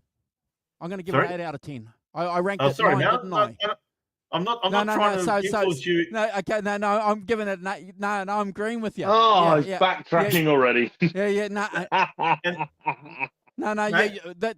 That's a very good point. 8 out of 10. Okay. Hopefully I won't influence you any further. 7. Okay, 7. 7 out of 10. Like a reverse auction. Stop that. But yeah, look, and also sort of between this one and Face of the Nation are the two sort of songs that I find to be sort of like musically they're not as upbeat as the rest of the album, and they kind of stand out a bit that way. And with Face of the Nation's got like a really funky groove to it, but this song isn't sort of like for example, Justice and Independence. I think the lyrics are reasonable, but not as good as they should have been. But the music that it's on top of is exceptional for me. It just and again, everything is just like an opinion on this sort of stuff. But with You Got to Stand for Something, the music is is quite pleasant, but nothing that really jumps out at me. And then there's nothing. The lyrics over the top aren't really that sort of that good. And I put down a 7, and now that I'm hearing myself talk to it, I'm wondering if I should drop it down 1 or not. But I'll stick with the 7. Probably on a lesser album, it might have been a stronger track, but I think also it suffers from some of the brilliance that surrounds it. But not a real favorite of mine. And if I'm listening to the album, I don't skip anything off this album. I think it's a great run from go to woe. But this is kind of the lull at the sort of back end. Not that there's any particular theory that I ascribe to it or anything like that, and I always count Kind of Fella I Am as part of the album, so it's not the second last track. So anyway, Simon, what do you think about this track? That's been disproven. I'd just like to say this proves my theory that the second last track is the weakest.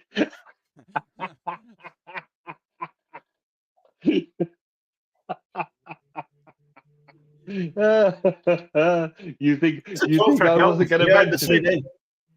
Do you think I wasn't going to mention it? Do you think I was going to pass it by? No way, Jose.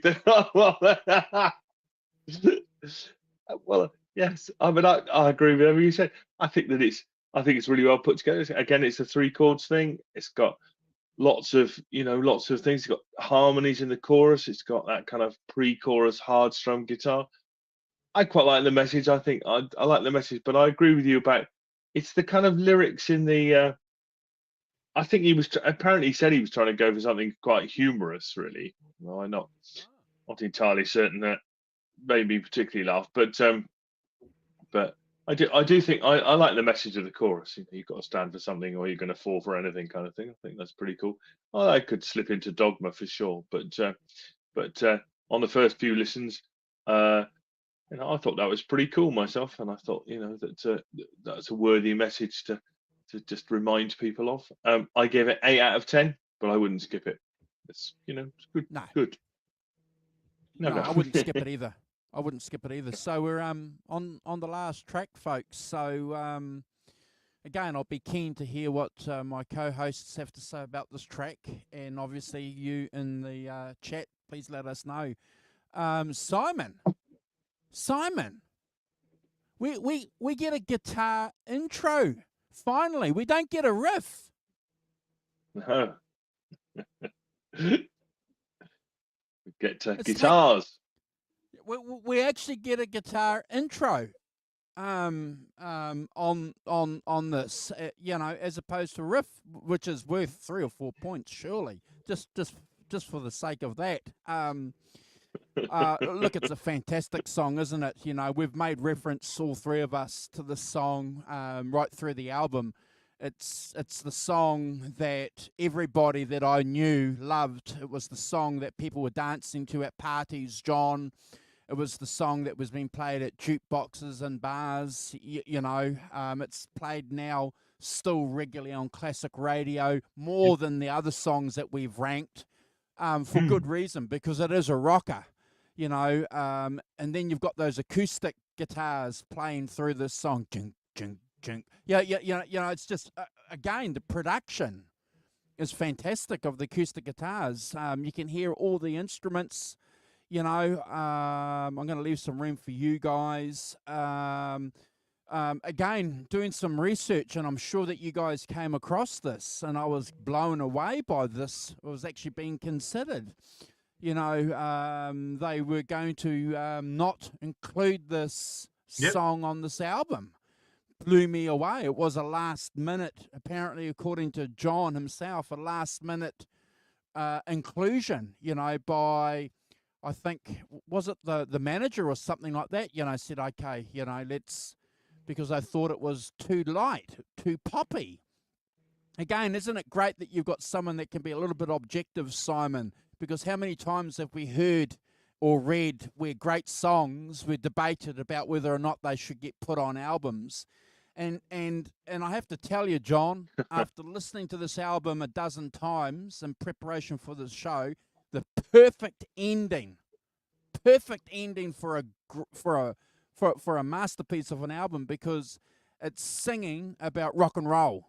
The Yep. song is about rock and roll. Despite whatever's happening, despite the farm being foreclosed on, or whatever, if you got rock and roll, there's something to be optimistic about that. Yep. I love it. For sure. I've given this a Brad score. Great album closer. Not often do we get great album closers over the last couple of weeks, but last 4 or 5 weeks anyway for me. But this one does it. John. Yeah, as I said, if you're a person that bought the CD or the the cassette, you would have got an extra track after this. And I can only assume that if they weren't going to put this on, that the Kind of Fella I Am would have taken its place on the album, and that got relegated to being the quote unquote bonus track and the B-side to the first single. But R.o.c.k. in the USA, definitely a banger of a tune. Any of us that have been in cover bands over the years probably have ripped that one out, and of course always tried to been so full of ourselves that how great we are and been able to segue the Romantics, What I Like About You, into it, and John Cafferty and the Beaver Brands, Eddie and the Cruisers track on the Dark Side into it, same chord progression, done. or maybe done. Neil Diamond's Cherry Cherry. Well aren't we so look, aren't the crowds impressed at how we're able to marry these songs together? So yeah, I've always got fond memories of this song, mucking around with it with mates and these shitty little bands that we had. But no, look, the encapsulation of the band, learning those 100 tracks, and then of course this was like sort of the soul to the musicality of the album and the sound of the album, as much as this sort of hints at the sort of like ruralization of John's sound, which would really come to fruition in the next couple of albums. R.o.c.k.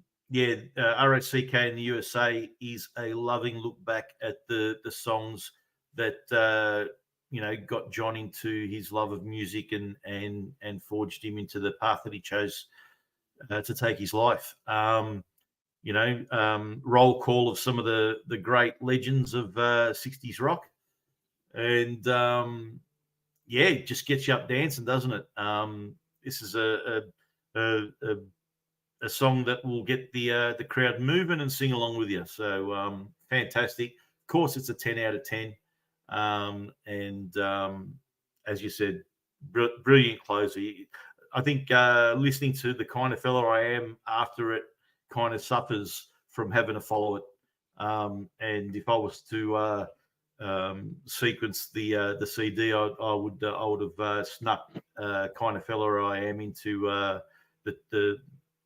the previous position. But no, good point. Great tune, well deserving of its success and its inclusion as a single, and another quality song on this great album. So yes, a couple of it. I couldn't agree. It's a classic song, isn't it, as well? And even contains a little ocarina at a minute and a half in. It's a tribute to Simon and Garfunkel. One feels El Condor Paso. But I mean, it's it was a big hit. It's got that anthemic title, isn't it? That people could chant. Great for live gigs. Great for live stuff. You can see people chanting along to it and stuff. And just a small point. Apparently, he kept it under 3 minutes long in keeping with the 60s hit single tradition. Well, Very nice. them's the rules. Them's the rules. 254. Perfect. So 10 out of 10 from me. You know, everyone knows it. It's a classic, and rightfully so. So yeah, 10 out of 10 from me, and a great finisher to a great record. Absolutely. Brilliant. Thank you, Simon. Thank you, folks, for joining us in the chat. If you're watching on a replay, please leave some comments and let us know what you think, whether you agree with us. We always appreciate coming back, having a look to see what you guys have said. Again, John, I have to thank you for mentioning this album, you know, in our conversation, in our chat, because I haven't negotiated this artist seriously for a long, long time. So I wanted to point that out at the conclusion of the show, that, you know, there's a lot of music there, you know, that I've sidestepped for years, you know. So I was familiar with the 2 albums after this, Yep. but pretty much, Simon, nothing else after. And what I've listened to and what I've heard, John, has, again, it's given me a lot of homework, you know. I'll certainly put them on a permanent playlist for me to go and negotiate. So I do look forward to digging deep into this guy that was a big part of my life in 1985. So thank you, John, for picking that and giving us some great insights, Simon, hasn't he? No, absolutely. Yeah. It's been great. It's been great to investigate, and, you know, a record that I don't know at all. Really, I know a couple of the singles off it, but that I didn't really know. And yes, and not be disappointed. It's been a really good record, and well worth checking out if you haven't. An iconic point in his catalogue. I think it's the album that I think of when I think of Mellencamp. As much as maybe the 2 singles from American Fool, sort of like his biggest hits. The rest of that album is, you know, perfectly good and okay, but you know, they're definitely the standout tracks on that album. And you mentioned the next 2 albums sort of after this with Lonesome Jubilee. I think was looking at the personnel list, and Lisa Germano didn't really feature on the album so much, but was definitely a big part of the tour, and then became a very big part of the band, and definitely of the sound of the next album, the fiddles all over it. And then so you mentioned the next 2 albums. So then after that was Big Daddy. But I'd urge you to go to the next album, which was the first John Mellencamp album, Whenever We Wanted, which was a great rock album. And that sort of pumped the rock back up a bit after sort of Big Daddy was sort of like a very subdued album in comparison. Brilliant album. And yeah, then I kind of fell off really following Mellencamp closely for a while after that. The Mr. Happy Go Lucky album with another song that I listened to a million times over and over is from the Mr. Happy Go Lucky album, which is I've hit a mental blank. It's like my favorite song, one of my favorite songs. I Saw You First, Key West Intermezzo, and then that after that, sort of like I was off in the wilderness with Mellencamp, but his last 2 albums have been brilliant. And a couple of years ago, Simon, I don't know if you're aware, he had Bruce Springsteen guest on 3 tracks on his album that he put out a couple of years back. So look, it's definitely a lot to mine in John's catalogue, and but I think you'd be hard pressed to find something as go to woe excellent as what Scarecrow is. I mean, coming up to 40 years ago, 50 years ago next year, and 40 years ago. My maths is terrible. And yeah, it's an album that I don't find dated at all. And actually, I was knowing that we go back to the original albums. listening to the remix from a couple of years ago as well. That's a brilliantly done thing too, where it's not so different. But if you really know the album well, you really pick out the difference in it, and it's I'm still trying to decide whether I like the original or the remix better. Awesome. I'd say, But, John, coming at it, comparatively fresh, that the really good thing about it is that it's got that really big snare sound, which is a particular Yeah. thing, but the rest of it doesn't really sound like an 80s record. They kind of kept, it doesn't, you can hear a lot of records from the 80s and they go, oh, that's from the 80s for sure, Yeah. and I don't think that particularly does that. There's not too much that is 80s specific on here that you could really pick it out, except maybe the snare sound is that tremendous crack, but I think that's, that's not necessarily too But that's 80s. Kenny's sound too. Yeah, no, Kenny's absolutely, but I think that's a real plus point for the album, is that it doesn't sound, I mean, I think, one of the things about, say, Born in the USA is it's got that very 80s drum sound, huge drum sound. And keyboard sounds as well. Yeah, and keyboard sounds, whereas this doesn't have that, and I think that's a real plus point in it as an album, is that it doesn't have those things, so it makes it a bit more timeless. So when you listen to it now, you don't necessarily peg it straight to the 80s if you don't know. So yeah, awesome. And go through your Bruce live collection as well, because you find that the way that Bruce does the Born in the USA songs now compared to then, the sounds have changed a lot. Oh, okay. Yeah. Whereas I think this album, look, I've heard various versions of the different arrangements that John's done over the years to these songs, but not really changing the sound of it. No. Yeah, good. Awesome. Cool. Thank you, guys. I'm going to have a chat to John about sending me a link for the show that he did with Jason McNamara, who we know from a couple of other shows that we used to watch. So we may include that on the description here. So we ask, if you got to 2 hours and 16 minutes, please subscribe to us and to our friends. We're going to be back next week. Just remember, I'm going to do a show card. We're going to be an hour earlier, and we're going to be at least attempting to watch Eric Clapton's Life in 12 Bars together.